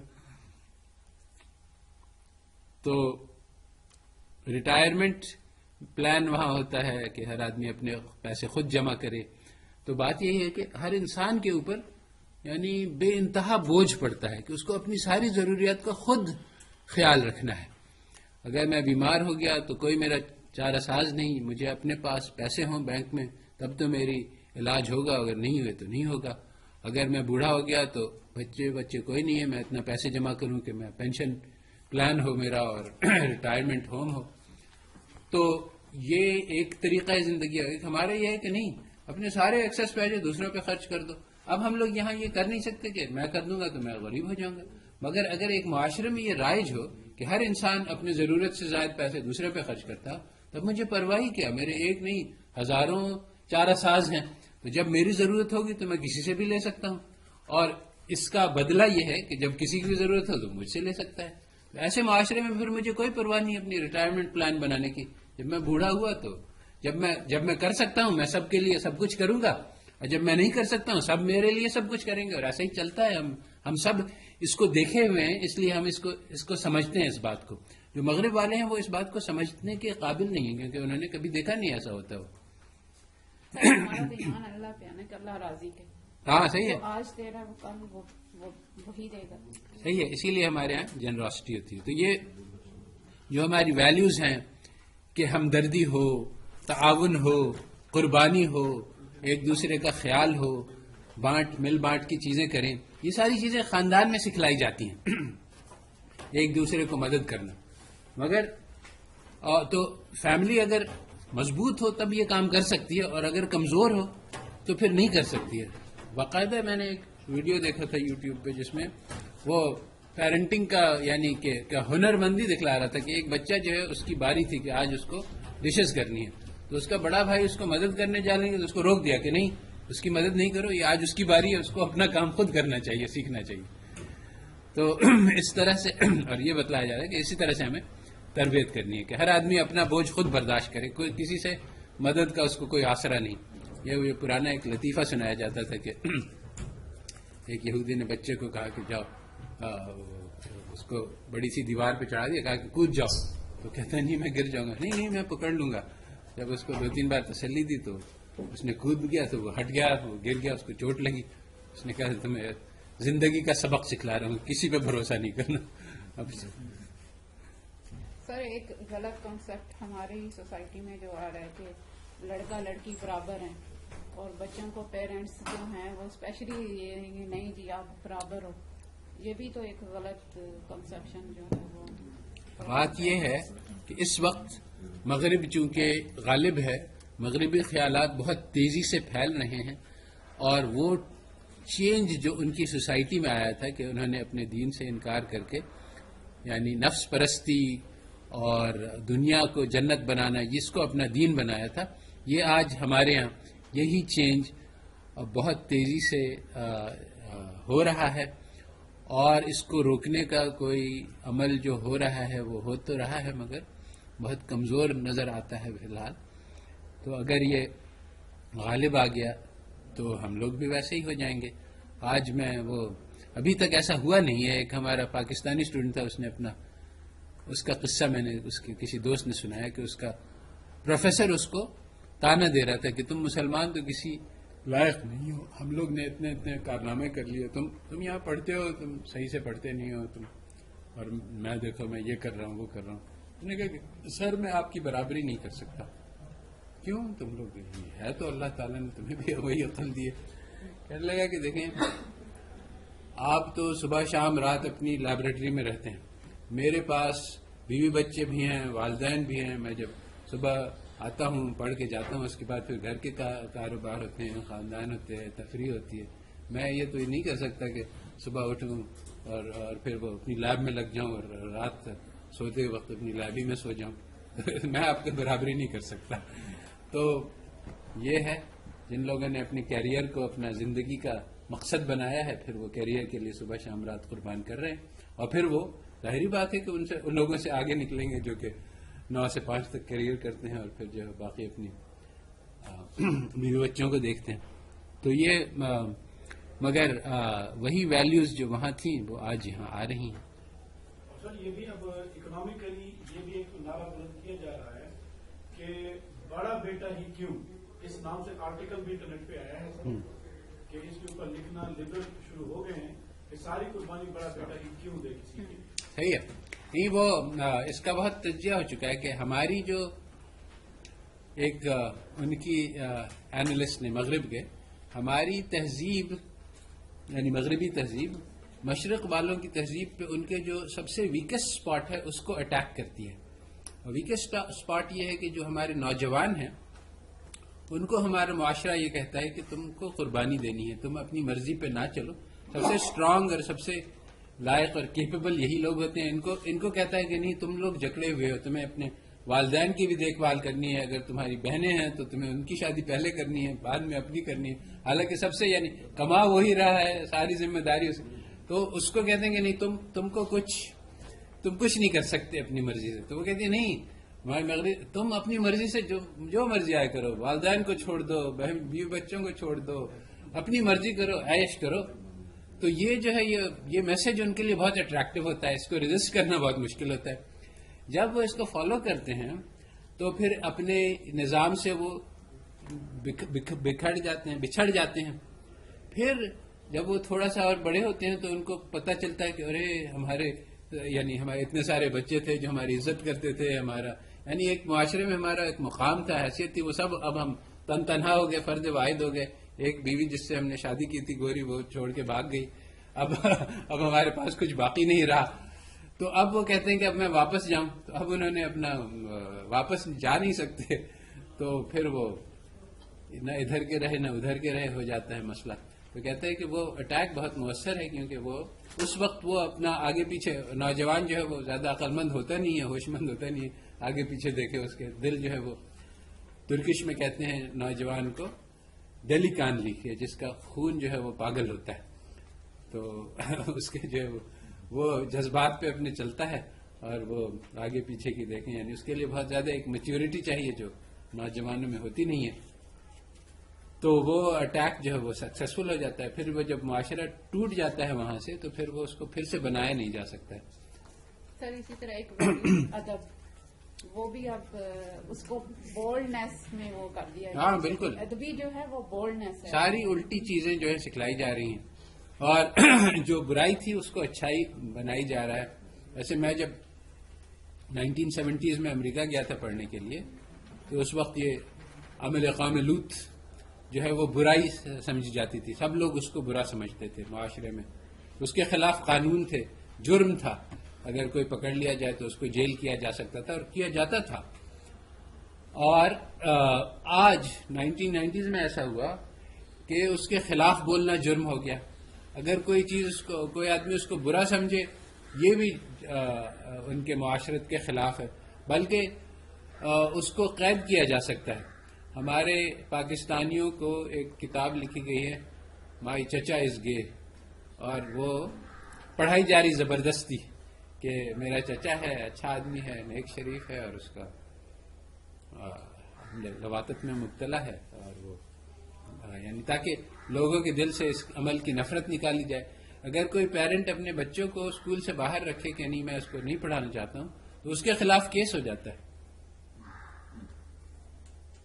تو جو چیز غلط تھی اب وہ نیکی بن گئی ہے. اور نہ صرف یہ کہ نیکی کہ چلو ہم لوگ یہ سمجھتے ہیں، بلکہ اس کو زبردستی پرچار کیا جائے گا، تم اس کو مانو نہیں تو ہم تمہارا.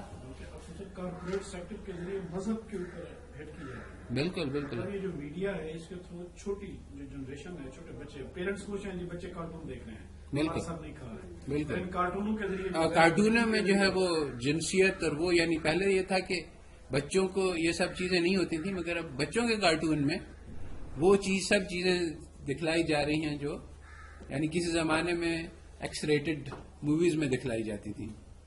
وہ کالم نکالا، لکھا کہ میری والدہ کا جنازہ رکھا ہوا تھا، تو چھوٹی بچی نے کہا کہ بھائی ابو دادی ہم کو کب جلائیں گے. تو کہتے ہیں میرے پاؤں کی زمین نکل گئی کہ ہم اپنا مذہب نہیں بتا سکے کہ دفن کرتے ہیں، جنازہ پڑھتے ہیں، لیکن غیر مذہب والوں نے اپنی چیزیں ان کے ذہن میں ڈالی. اسی لیے کہتے ہیں کہ جناب شیخ اپنی فکر کیجئے کہ اب یہ فرمان برہمن ہے، بتوں کو سجدہ نہیں کرو گے تو بت کدے سے نکال دیں گے. تو ہمارے دین نے ہمیں کچھ ایسی چیزیں دی تھی جو ہے نہیں کسی اور کے پاس، اور مگر وہ سب اب ٹوٹ گئی ہیں. اب صرف وہ مسجد رہی، مگر رہ گئی رسم اذاں، روح بلالی نہ رہی.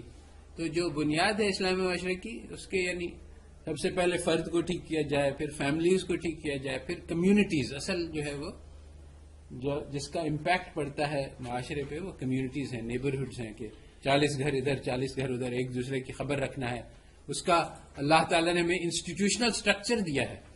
ہر چیز، ہر جذبہ جو ہے اس کی جب تک کسی کانکریٹ شکل میں ترجمانی نہیں کی جائے گی، تب تک وہ اس کا یعنی اس کو افیکچویٹ، ایکٹیو نہیں بنایا جا سکتا. تو اللہ تعالیٰ نے مسجد بنائی، ہر آدمی اس میں جائے، 5 وقت دن میں ملاقات کرے تو ایک دوسرے کی خبر ہوگی. مگر آج کل اس کی شکل تو باقی ہے، مگر 2 آدمی مسجد میں آتے ہیں، 10 سال سے ایک دوسرے کے بازو میں نماز پڑھتے ہیں، وہ اس کا نام بھی نہیں جانتا. تو یہ شکل تو باقی رہ گئی اس کی، مگر اس کی حقیقت نہیں رہ گئی. رائٹس آف نیبرز ہیں. اب کسی آدمی کو اپنے پڑوسی کا نام بھی نہیں پتا کہ وہ کیا کرتا ہے. کسی زمانے میں تھا، آہستہ آہستہ یہ ساری چیزیں نکلتی جا رہی ہیں کہ یعنی اس کو اگر آدمی کو اگر مہمان آ گئے اور کوئی چیز کی ضرورت ہے تو اپنے پڑوسی سے کہتا تھا کہ بھائی لا دو کچھ. اب وہ بازار پڑوسی کا تو سوچتا بھی نہیں ہے کہ اس سے کچھ ہم مانگ سکتے ہیں. ہاں آن لائن فون کر دو. اگر تم کچھ پکاؤ تو وہ اپنے پڑوسی کو بھیجو, اور اگر کم ہو تو اس میں پانی ملا دو, تاکہ یعنی اتنا زیادہ یعنی ضرور یہ کرنا ہے. اور اگر تم نے پھل کھایا اور تمہارے پاس اتنی استعداد نہیں ہے کہ پڑوسی کو بھیج سکو تو اس کے چھلکوں کو دفنا دو, تاکہ وہ پڑوسی کے بچے اس کو دیکھ کے پریشان نہ ہو کہ ہمارے پاس نہیں ہے. تو یہ بنیاد ہے. اب یہ صرف ہماری کتابوں میں باقی ہے اور ہمارے معاشرے میں کہیں نظر نہیں آ رہا. اس بنیاد پہ اسلام جو ہے اس نے 1000 سال تک دنیا پہ حکومت کی. آج لوگ کہتے ہیں کہ بھئی ہم مسلمان ہیں مگر اللہ تعالی ہمارے ساتھ نہیں ہے. کیا بات ہے, پہلی سی عنایات نہیں. ہم کون سے مسلمان ہیں؟ تو رسول اللہ صلی اللہ علیہ وسلم نے رحمت للعالمین تھے اور وہ پیغام لائے تھے محبت کا اور اخوت کا. اور قرآن میں لکھا ہے کہ اللہ تعالیٰ نے مسلمانوں کے دلوں میں محبت سے جوڑ دیے, اور تم سارا خزانہ دنیا کا خرچ کر سکتے تھے تو تم اس کو خرید نہیں سکتے تھے.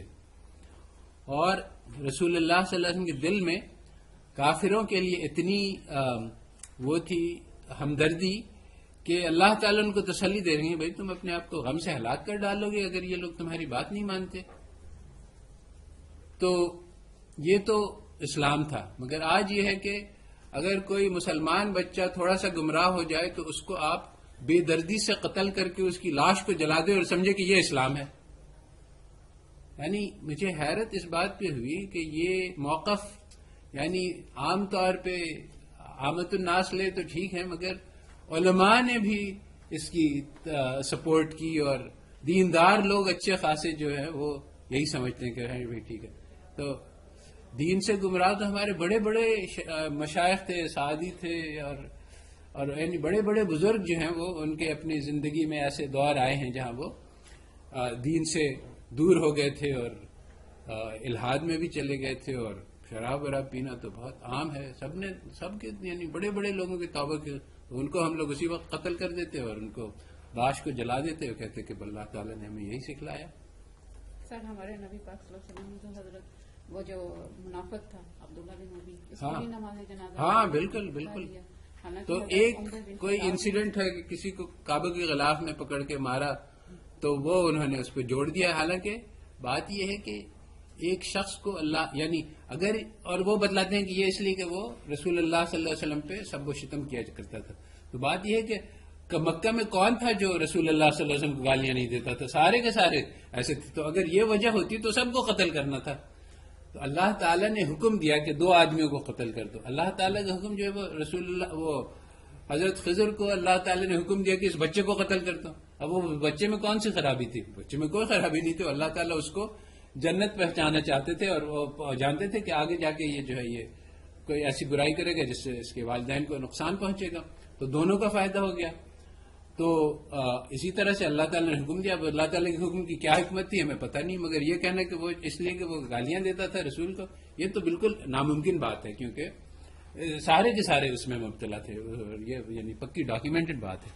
تو سب کو قتل کرنا چاہیے تھا اگر یہ قتل کی وجہ ہوتی. تو بات یہ ہے کہ اس وقت ہم لوگ ایک بہت بڑے مسئلے میں مبتلا ہیں. وہ یہی ہے کہ مغرب کی اتباع کی وجہ سے کہ ان تازہ خداؤں میں بڑا سب سے وطن ہے, جو پیرہن اس کا ہے وہ مذہب کا کفن ہے. یہ وطنیت کی کانسیپٹ خاص طور پہ بنائی گئی تھی. مسلمانوں کو پتہ نہیں ہے اس کا کہ مسلمان آپس میں لڑتے رہیں. مسلمانوں کی امت کی کانسیپٹ ان کو بہت چبھتی تھی.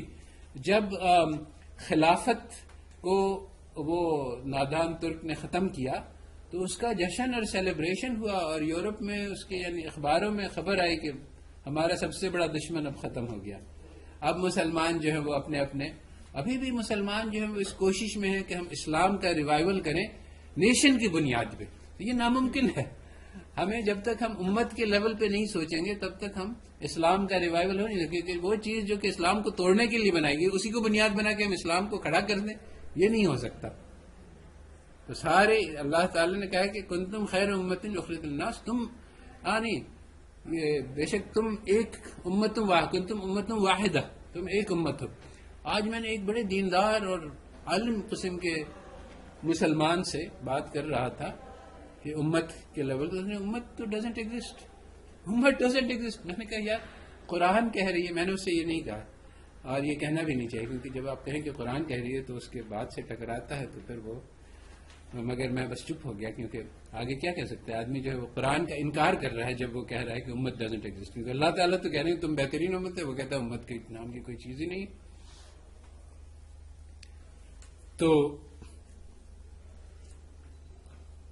اللہ تعالی نے نہ صرف یہ کہ امت کو بنایا تھا بلکہ امت کا مقصد بنایا تھا ساری انسانیت کی خدمت کرنا، اور کہا تھا کہ تم بہترین لوگ ہو کیونکہ سارے انسانیت کے لیے بنائے گئے کہ ان لوگوں کو اچھی باتیں سکھاؤ گے اور بری باتوں سے منع کرو گے اور اللہ تعالی پہ ایمان رکھو گے. اور کہا کہ تم لوگوں کو ہم نے اس لیے نہیں بانٹا کہ تم لوگ ایک دوسرے سے وہ نفرت کرو، بلکہ تاکہ ایک دوسرے کو پہچانو، کیونکہ سب لوگ جو ہے وہ آدم کی اولاد ہیں، سب بھائی بھائی ہیں، چاہے کافر ہو چاہے مسلمان.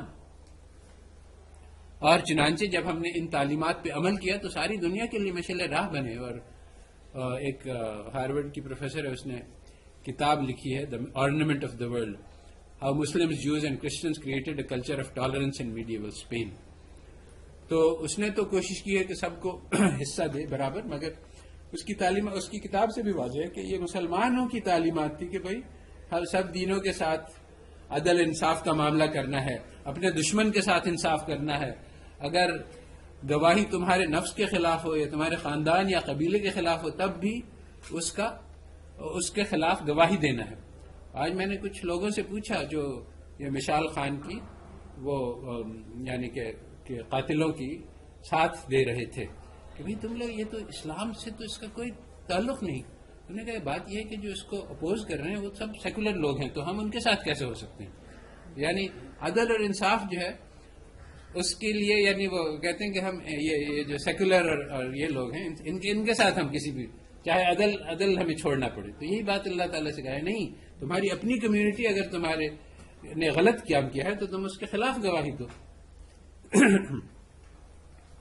تو یہ جب ہم نے کر کے دکھایا تب ہم نے وہ چیزیں کی جو ساری دنیا میں ابھی تک کوئی کر نہیں سکا ہے. اور آج مگر ہم لوگ بھی ان کو بھول گئے، یہ ہماری روایات میں تو ہے مگر ہمارے پریکٹس میں کہیں نہیں نظر آ رہا. تو اب ایک بہت انٹرسٹنگ اور امپورٹنٹ کانسیپٹ ہے، اور وہ یہ ہے کہ جب ہم تاریخ کو دیکھتے ہیں تو ہم دیکھتے ہیں کہ غلبہ اس کا ہوتا ہے جو زیادہ بڑے پیمانے پر اتحاد پیدا کر سکے. شروع میں چھوٹے چھوٹے ہنٹرز ہوتے تھے، پھر لینڈ لارڈز آ گئے، ان کے پاس بڑے بڑے لینڈ، فیوڈل سوسائٹی قائم ہوئی. پھر اس کو سٹی اسٹیٹس آگے جو پوری شہر مل کے، تو وہ ان فیوڈل سوسائٹی کو اس نے ختم کر دیا. پھر نیشن اسٹیٹس آ گئے جنہوں نے بہت سارے شہروں نے مل کے دوسروں کو، اور یہ نیشن اسٹیٹس یعنی ایسے نہیں ہے، یہ ایجاد کیے گئے ہیں. ابھی 13 اگست آ رہا ہے، آپ کو اس بت کی پرستش کی بہت دعوت دی جائے گی کہ سونی دھرتی اللہ رکھے قدم قدم آباد تجھے، اور تیرے ایک ذرے سے میری جان سے بھی پیارا ہے، اور یعنی اس کے لیے اپنی زندگی قربان کرنے کی دعوت دی جا رہی ہے. اور یہ اسی طرح سے بنایا گیا کہ لوگ فیل کریں کہ کوئی چیز ہے پاکستان. اب پاکستان کا دراصل یا انگلینڈ کا یا کوئی دنیا میں وجود نہیں ہے، یعنی چونکہ ہم اگر سارے انسان ختم ہو جائیں تو کہیں پہ کوئی لائن نہیں نظر آئے گی باؤنڈری کی. یہ تو ایک ہمارا تصور ہے، ایک خیال ہے، اور اس کو ہم ڈھونڈیں گے قیامت کے دن کہ بھئی وہ اس کے لیے میں نے اپنی جان قربان کی تھی اس ذرے کے لیے، وہ کہاں ہے، اس سے میں کچھ ریوارڈ کلیم کر لوں تو وہ کہیں ملے گا ہی نہیں. تو یہ نیشن کانسیپٹ ویسٹ نے ایجاد کی، اور اس کی وجہ سے ان کو بہت فائدہ ہوا، ان دا سینس کہ نیشن کی کانسیپٹ سٹی اسٹیٹ پہ غالب ہوئی. ہندوستان میں سٹی اسٹیٹس تھے زیادہ تر، تھوڑے چھوٹے، تو انہوں نے آپس میں ایک دوسرے کو لڑا کے ان کو وہ کر لیا، کانکر کر لیا، اور ساری دنیا میں ایسا ہوا. تو اب ہمیں اس سے بڑے سطح پہ اگر ہم آرگنائز کر سکیں کہ امت ایک ہے، تو اس کے پھر ہمیں یعنی ایجاد کرنا پڑے گا. جس طرح سے انہوں نے نیشن ایجاد کیا، دنیا میں کسی چیز کا وجود نہیں تھا، اس کو انہوں نے ایجاد کیا. ہمارے پاس یہ تصور تو ہے مگر اس کو انسٹیٹیوشنلائز کرنے کی ضرورت ہے. دیکھیں ہمارے پورا اس کا نظام بنا ہوا ہے کہ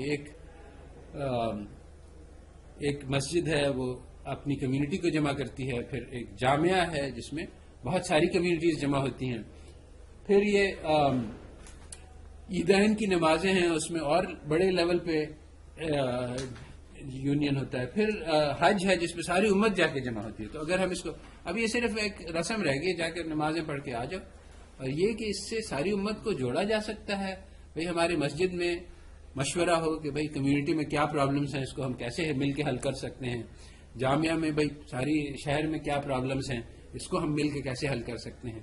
اس طرح سے پھر وہ عیدین میں پورے ملک میں کیا مسئلے ہیں، اور پھر حج پہ ساری امت کے مسئلوں کو دیکھا جائے. سب مل کے جو وہاں اہل الحل والعقد ہیں وہ سوچیں اور اس پہ غور کریں، اس کو آگے بڑھائیں. یہ ہمارا اسٹرکچر تو موجود ہے مگر اس میں جان نکل گئی. جیسے آج مسجد میں یعنی وہ کمیونٹی میں، اسلام میں مسجد کا کنسپٹ ایک کمیونٹی سینٹر کا، بالکل ایسا ہی ہے، ایسا ہی. لیکن اب وہ صرف ایک عبادت کی جگہ ہے. وہاں کوئی اٹھ کے کچھ کھڑا ہو کے کوئی بات کرے تو کہیں چپ ہو جاؤ بھائی، نفل پڑھ رہے ہیں لوگ. بلکہ لکھا ہوتا ہے کہ دنیاوی امور پر بات کرنا منع ہے. ہاں بالکل. اور حالانکہ مسجد نبوی میں وہ اس نے بھیجے تھے تو انہوں نے تماشا دکھلائے تھے، اپنا کرتب، آرمی کے کرتب دکھلائے تھے، اور بہت ساری ایکٹیویٹیز نظر آتی ہیں مسجد میں.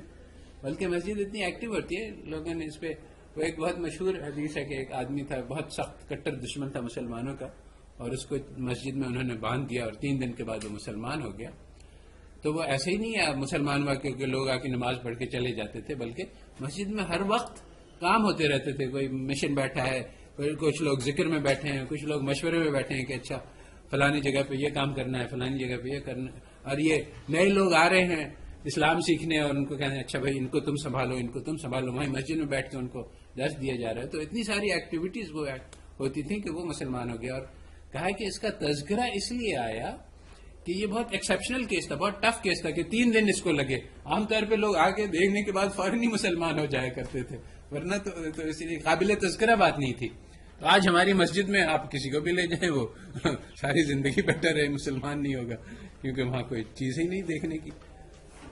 بلکہ سب ترکی میں تو بچوں کے لیے پلے ایریاز بنائے گئے ہیں مسجدوں میں تاکہ وہ اٹریکٹ ہونا. صحیح ہے، صحیح ہے. آج کل تو وہ کمیونٹی سینٹر وہ روس والے بناتے ہیں، کیا اس میں بال روم ڈانسنگ بھی ہونی چاہیے، کیونکہ وہ یعنی لوگ آتے ہیں تو پھر وہ کچھ کام بھی تو کریں گے عبادت کے علاوہ، اور اس قسم کی یعنی چیز چل رہی ہے. وہاں اچھی سے وہاں اعلان کیا گیا حکومت کی طرف سے کہ جو بچے 40 دن فجر کی نماز میں آئیں گے تو انہیں حکومت کی طرف سے سائیکل دی جائے گی. تو رغبت دلانے کے لیے صحیح ہے. سر یہاں تو بچوں کو لے کے جائیں، کوئی چھوٹا بچہ شور کرے تو بڑے ناراض ہوتے ہیں. ایگزیکٹلی. اس کو کیوں لے کے ہاں، اس کو کیوں لے آئے. تو وہ تو ہم لوگ بڑی مشکل سے ایک لڑکے کو جو بہت دین سے دور تھا اس کو لے کے آئے تھے، وہ آ گیا تھا مسجد، تو اس نے جو ہے وہ نامناسب کپڑے پہنے تھے، ایک سویٹ شرٹ پہنے تھے. لوگوں نے اس حلیے میں آنا مسجد، اس سے بہتر ہے تم نہ آؤ. اب یہ ہے کہ یعنی لوگ سمجھتے ہیں کہ اب وہ ہم نے بتلایا بھائی کہ یہاں پہ آپ نے دیکھا ہے سب لوگ بوڑھے ہیں، کوئی ایک نوجوان یہاں نظر آ رہا ہے، ایک کو ہم لائے تھے بڑی مشکل سے، ہم نے اس کو بھی بھگا دیا کہ تم اچھا ہے کہ تم نہ آؤ.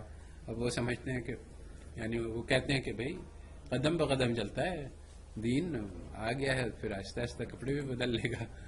ایک اسی طرح کا ماڈرن لڑکا لمز میں آیا تھا تو وہ جینز پہنتا تھا، تو کسی نے اس کو ٹوک دیا کہ بھائی تم جینز کیوں پہنتے ہو. بڑا پریشان تھا. میرے بھائی سے اس نے مشورہ کیا، اس نے کہا کہ مجھ سے کہتے اچھا جین نہیں پہننا چاہیے، میں اتار دیتا ہوں. تو بس یہی بات ہے کہ وہ ایک کانسیپٹ ہے دین کی کہ دین جو ہے وہ اصل میں اللہ تعالی سے محبت کا نام ہے، دل اور جان سے، اور اس محبت کو پھیلانے کا نام ہے. اس کے یعنی بہت سارے یعنی یہ کہ ہم بتلائیں کہ نہیں دین جو ہے بہت سخت ہے، اس کے یعنی کئی احادیث بھی آئی ہیں کہ دین کو بہت بگاڑ کے پیش کیا جا رہا ہے تاکہ کوئی اس کی طرف آنے ہی نہیں پائے. چنانچہ وہ اردو کی آخری کتاب میں کارٹون بنایا ہے کہ یہ دائرہ ہے، یہ اسلام کا دائرہ ہے. کسی زمانے میں اس میں لوگوں کو داخل کرنے کی کوشش کی جاتی تھی. آج کل اس میں داخلے تو بند ہیں اور سب لوگوں کو تو نکل جائے اسلام کے دائرے سے. یہ بھی نکل گیا اسلام کے دائرے سے. تم نے اچھا اس نے جو ہے وہ داڑھی نہیں رکھی، یہ بھی اسلام سے دائرے سے نکل گیا. جو چھوٹی چھوٹی بات ہیں سب سے اسلام کے دائرے سے نکال دیتے ہیں. اس میں صرف آج کل خروج ہے، ڈنڈے لے کے نکال رہے ہیں، کسی کو آنے کی اجازت نہیں ہے.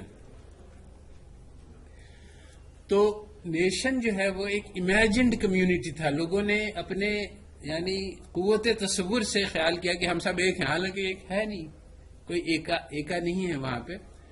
تو ہمیں اس سے بڑا تصور اللہ تعالی نے دیا ہے. اگر اس میں جان ڈال دیں تو یہ سارے نیشنز پہ غالب آ سکتا ہے، مگر ابھی اس میں جان ڈالنے کے لیے ہمیں محنت کرنی پڑے گی. اکنامک تھیوری جو ہے وہ نیشنز پہ کام کرتی ہے کہ اچھا آپ کا نیشن ہے اور دوسرا نیشن ہے تو ان میں ٹریڈ ہوگا تو کیا ہوگا. اگر ہم امت کے لیول پہ سوچیں تو ہم یہ سارے یعنی قانون ریوائز کر دیں، پاسپورٹ بدل دیں، یعنی ہماری جو یعنی ہم نے بھی اپنے وہی باٹل نیکس اور وہی بلائنڈرز پہن رکھے ہیں جو مغرب نے ہمارے اوپر لاگو کیا. بھائی ہمیں نیشن لیول پہ سوچنا ہے. نہیں بھائی، اگر ہم سب مسلمان ہیں تو کیا ہم کوئی نیا طریقہ نہیں ایجاد کر سکتے ہیں زندہ رہنے کا؟ جس طرح سے انہوں نے ایک نیا طریقہ ایجاد کیا، نئے انسٹیٹیوشنز بنائے. نیشن کا کوئی تصور نہیں تھا، انہوں نے اس کا پورا قانون وغیرہ وضع کیے، پاسپورٹ بنایا، ویزا بنایا، سسٹم سارے بنائے. ہم لوگ ایک مسلمانوں کا ایک امہ سسٹم بنائے جس میں اس میں بہت ساری چیزیں ہیں جو کہ کرنے کی ہیں اور کرنے کے لائق ہیں اور کی جا سکتی ہیں. ایسا نہیں ہے کہ نہیں کی جا سکتی. ہم نے سوچا ہی نہیں، اس طرف نظر ہی نہیں کی، امت تو ایگزسٹ ہی نہیں کرتی. تو اس وقت جو ہمیں لڑایا جا رہا ہے عراق ایران کی وار جو ہے اس میں دونوں سائڈ کو ایران نے امریکہ نے پیسے دیے. ابھی بھی جو ایک کولیشن بنا ہے ایران کے خلاف اور قطر کے خلاف، اور اس کی وجہ سے $500 بلین کی آرم ڈیل ٹرمپ نے سعودیہ کے ساتھ سائن کی اور 60 بلین کی قطر کے ساتھ سائن کی. تو بس مزے ان کے، جب تک ہم آپس میں لڑتے رہیں گے تب تک یہی ہوتا رہے گا. اور اللہ تعالیٰ نے بھی قرآن میں یہی لکھا ہے کہ اگر تم لوگ آپس میں جڑے رہے تو کوئی تمہارے خلاف غالب نہیں آ سکتا. اگر تم آپس میں لڑو گے تو اللہ تعالیٰ کی مدد ہٹ جائے گی، پھر جو مرضی آئے تمہارے ساتھ جو کرے. تو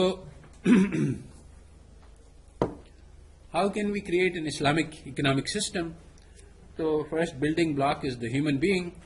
رسول اللہ صلی اللہ علیہ وسلم نے باٹم اپ اپروچ لی تھی، یعنی پہلے لوگوں کو سدھارا، پھر خاندانوں کو، پھر معاشرے کو، پھر اسٹیٹ بنایا. تو ہم لوگوں کو پہلے اس کا خیال یہ سیکھنا ہوگا کہ ہر انسان قیمتی ہے، ہر انسان کے اندر یہ طاقت ہے کہ وہ دنیا کو بدل سکتا ہے. یہ آج کل سپریس کر دیا جاتا ہے اور یہ سمجھتے ہیں کہ بھئی ہم سب کمزور ہیں، نکمے ہیں، کچھ کر نہیں سکتے، اور خیالات سے کچھ نہیں ہوتا. اصل تو ہتھیار سے ہوتا ہے، فزکس سے ہوتا ہے.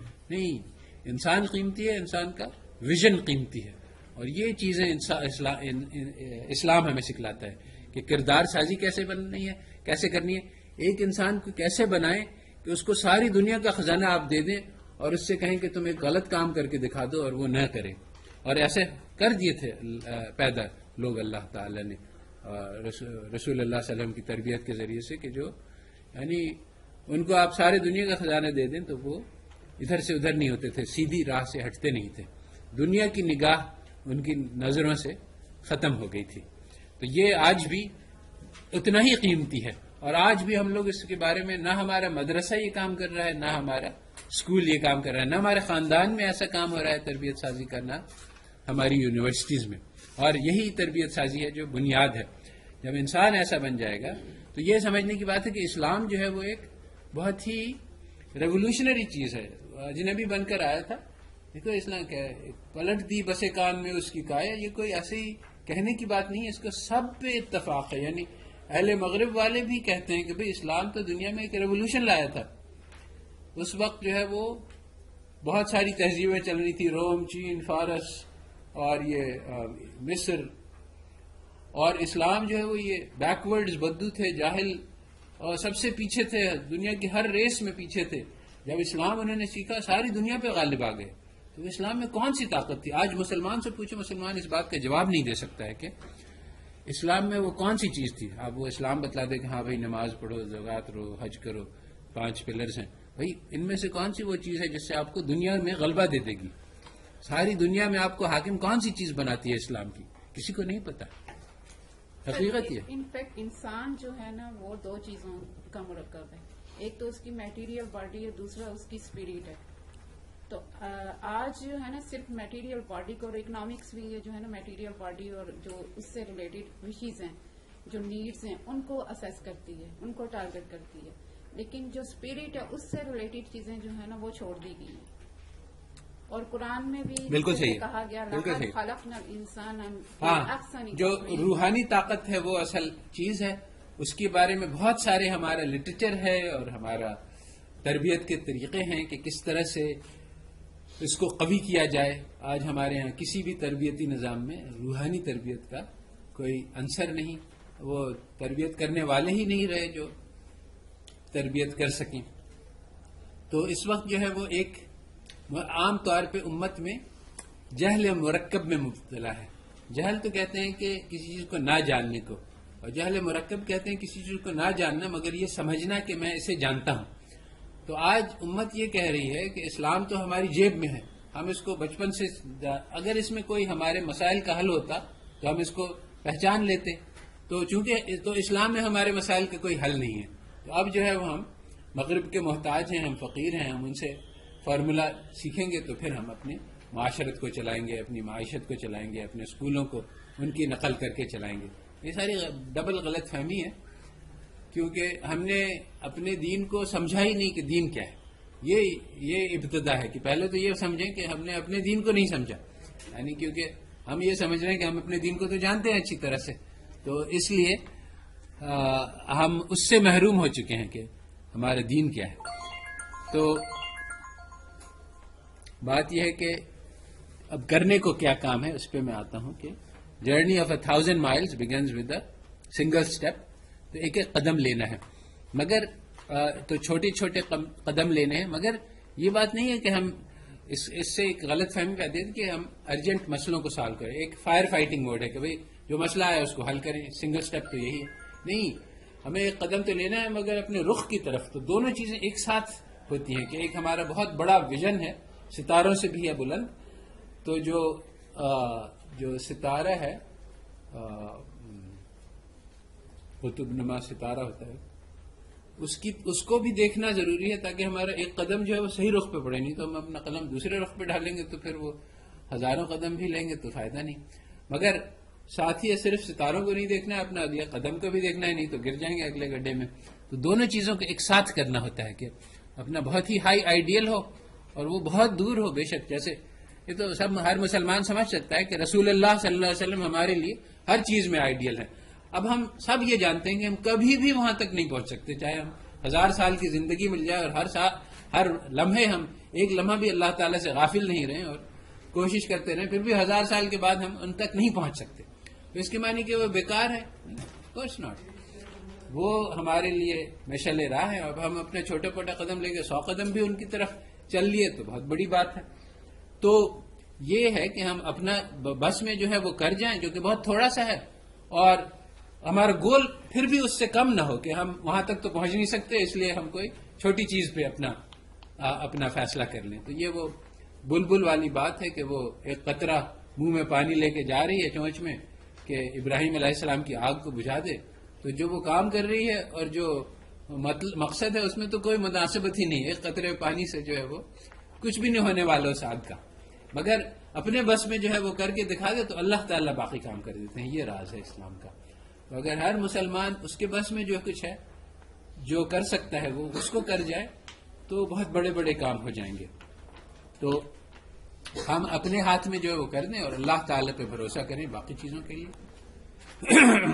تو اسلامک سوسائٹی میں سب سے پہلی چیز یہ ہے کہ ہر انسان کی بنیادی ضروریات پوری کی جاتی ہیں۔ دس از دا فرسٹ پرنسپل، جو کہ معاشیات میں آپ کو کہیں نہیں ملے گا، کہ بھوک کا کوئی تذکرہ ہی نہیں ہے آپ کی پوری ٹیکسٹ بکس میں، A to لے کر Z، اور ہمارے یہاں جو ہے بھوک سب سے بنیادی مسئلہ ہے کہ ہمارے معاشرے میں کوئی بھی بھوکا نہ رہے۔ اس کے بہت سارے انتظامات ہیں کہ اگر ایک تو یہی ہے کہ جو آج بھی ہمارے یہاں پریکٹس میں ہے کہ اگر کوئی آدمی آپ کے گھر پہ آ کے کھانا مانگے تو آپ اس کو دینے پہ مجبور ہے، 3 دن کی اس کی مہمانی، اور ہوتا بھی ہے الحمدللہ، مگر صرف یہ کافی نہیں ہے بلکہ ہیلتھ، ایجوکیشن، ہاؤسنگ، فوڈ، ساری بنیادی ضروریات جو ہے وہ ہر معاشرے کے، یعنی اس پورے معاشرے میں جتنے بچے ہیں وہ سب ہمارے بچے ہیں، ان سب کی تعلیم کا انتظام ہم سب کو مل کے کرنا ہے۔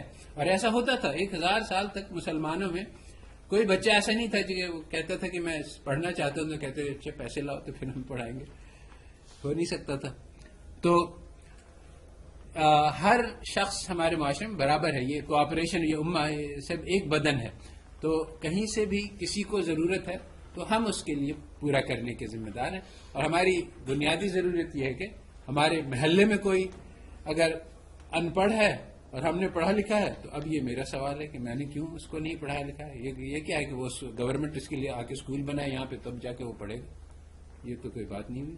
اور پھر ہمارے محلے کی اگر ضرورتیں پوری ہو گئی ہیں تو ہم اگلے محلے کی پوری کریں.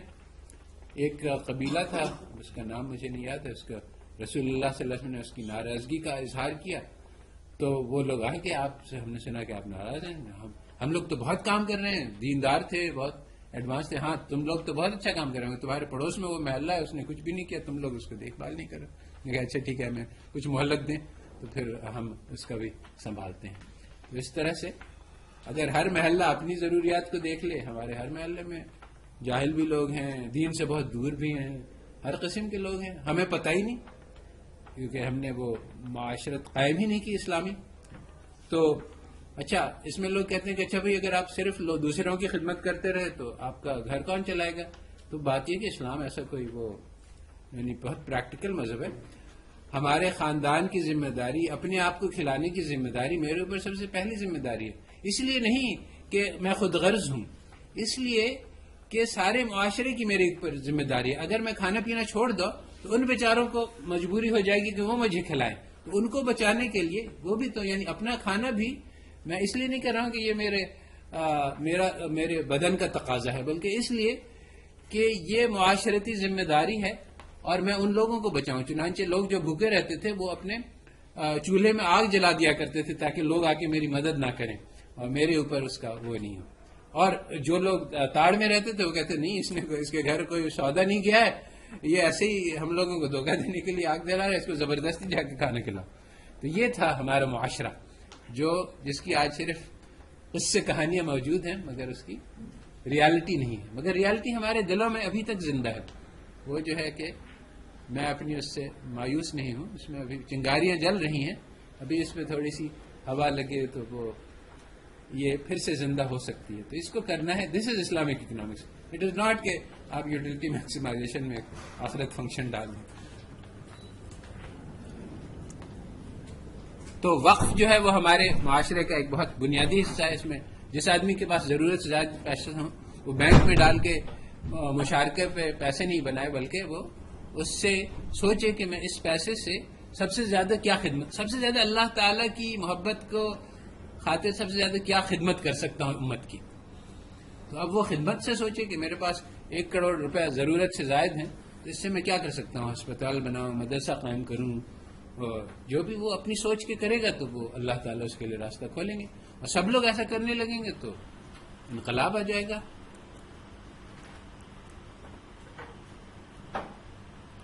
تو جو ہمارا بنیادی بزنس ماڈل ہے وہ MBA سے بالکل 100% اپوزٹ ہے. MBA میں یہ سکھلاتے ہیں کہ آپ خدمت کریں تاکہ اس سے آپ کے پیسے بنیں, اور اسلام یہ سکھلاتا ہے آپ پیسے بنائیں تاکہ اس سے خدمت کر سکیں. اگر آپ بڑے جذبے والے ہیں, آپ نے ایک تندور بنایا اور روٹیاں بانٹنے لگے, 1 دن کریں گے, 2 دن کریں گے, اس کے بعد کام ختم ہو جائے گا. تو اگر تو آپ اس کے پیسے پہ بیچیں, اس لیے نہیں کہ آپ کو پروفٹ میکسیمائز کرنا ہے, اس لیے کہ اگر آپ پروفٹس بنائیں گے تو اس پروفٹ کے ذریعے سے آپ کی خدمت کو جاری رکھ سکیں گے. تو یہ پروفٹس بنانا یہ بھی عبادت ہے.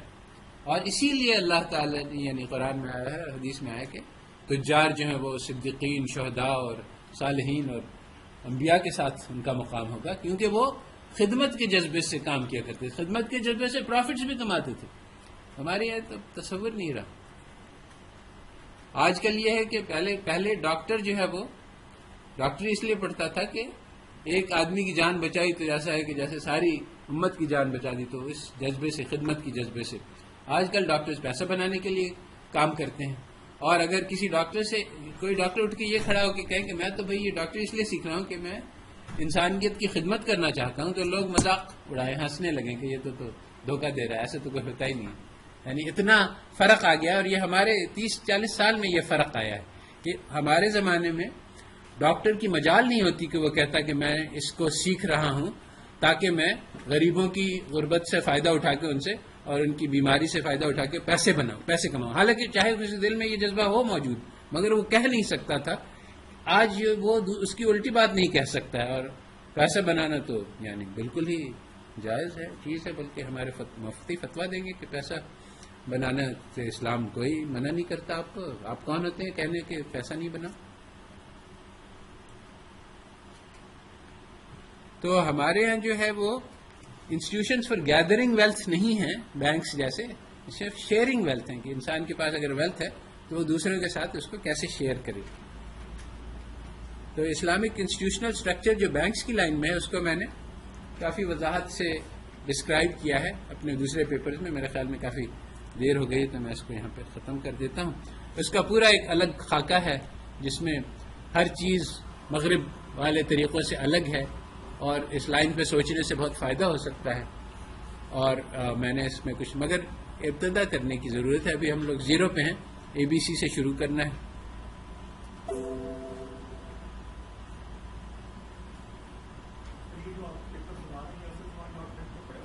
ہاں اسد زمان .net پہ ہیں.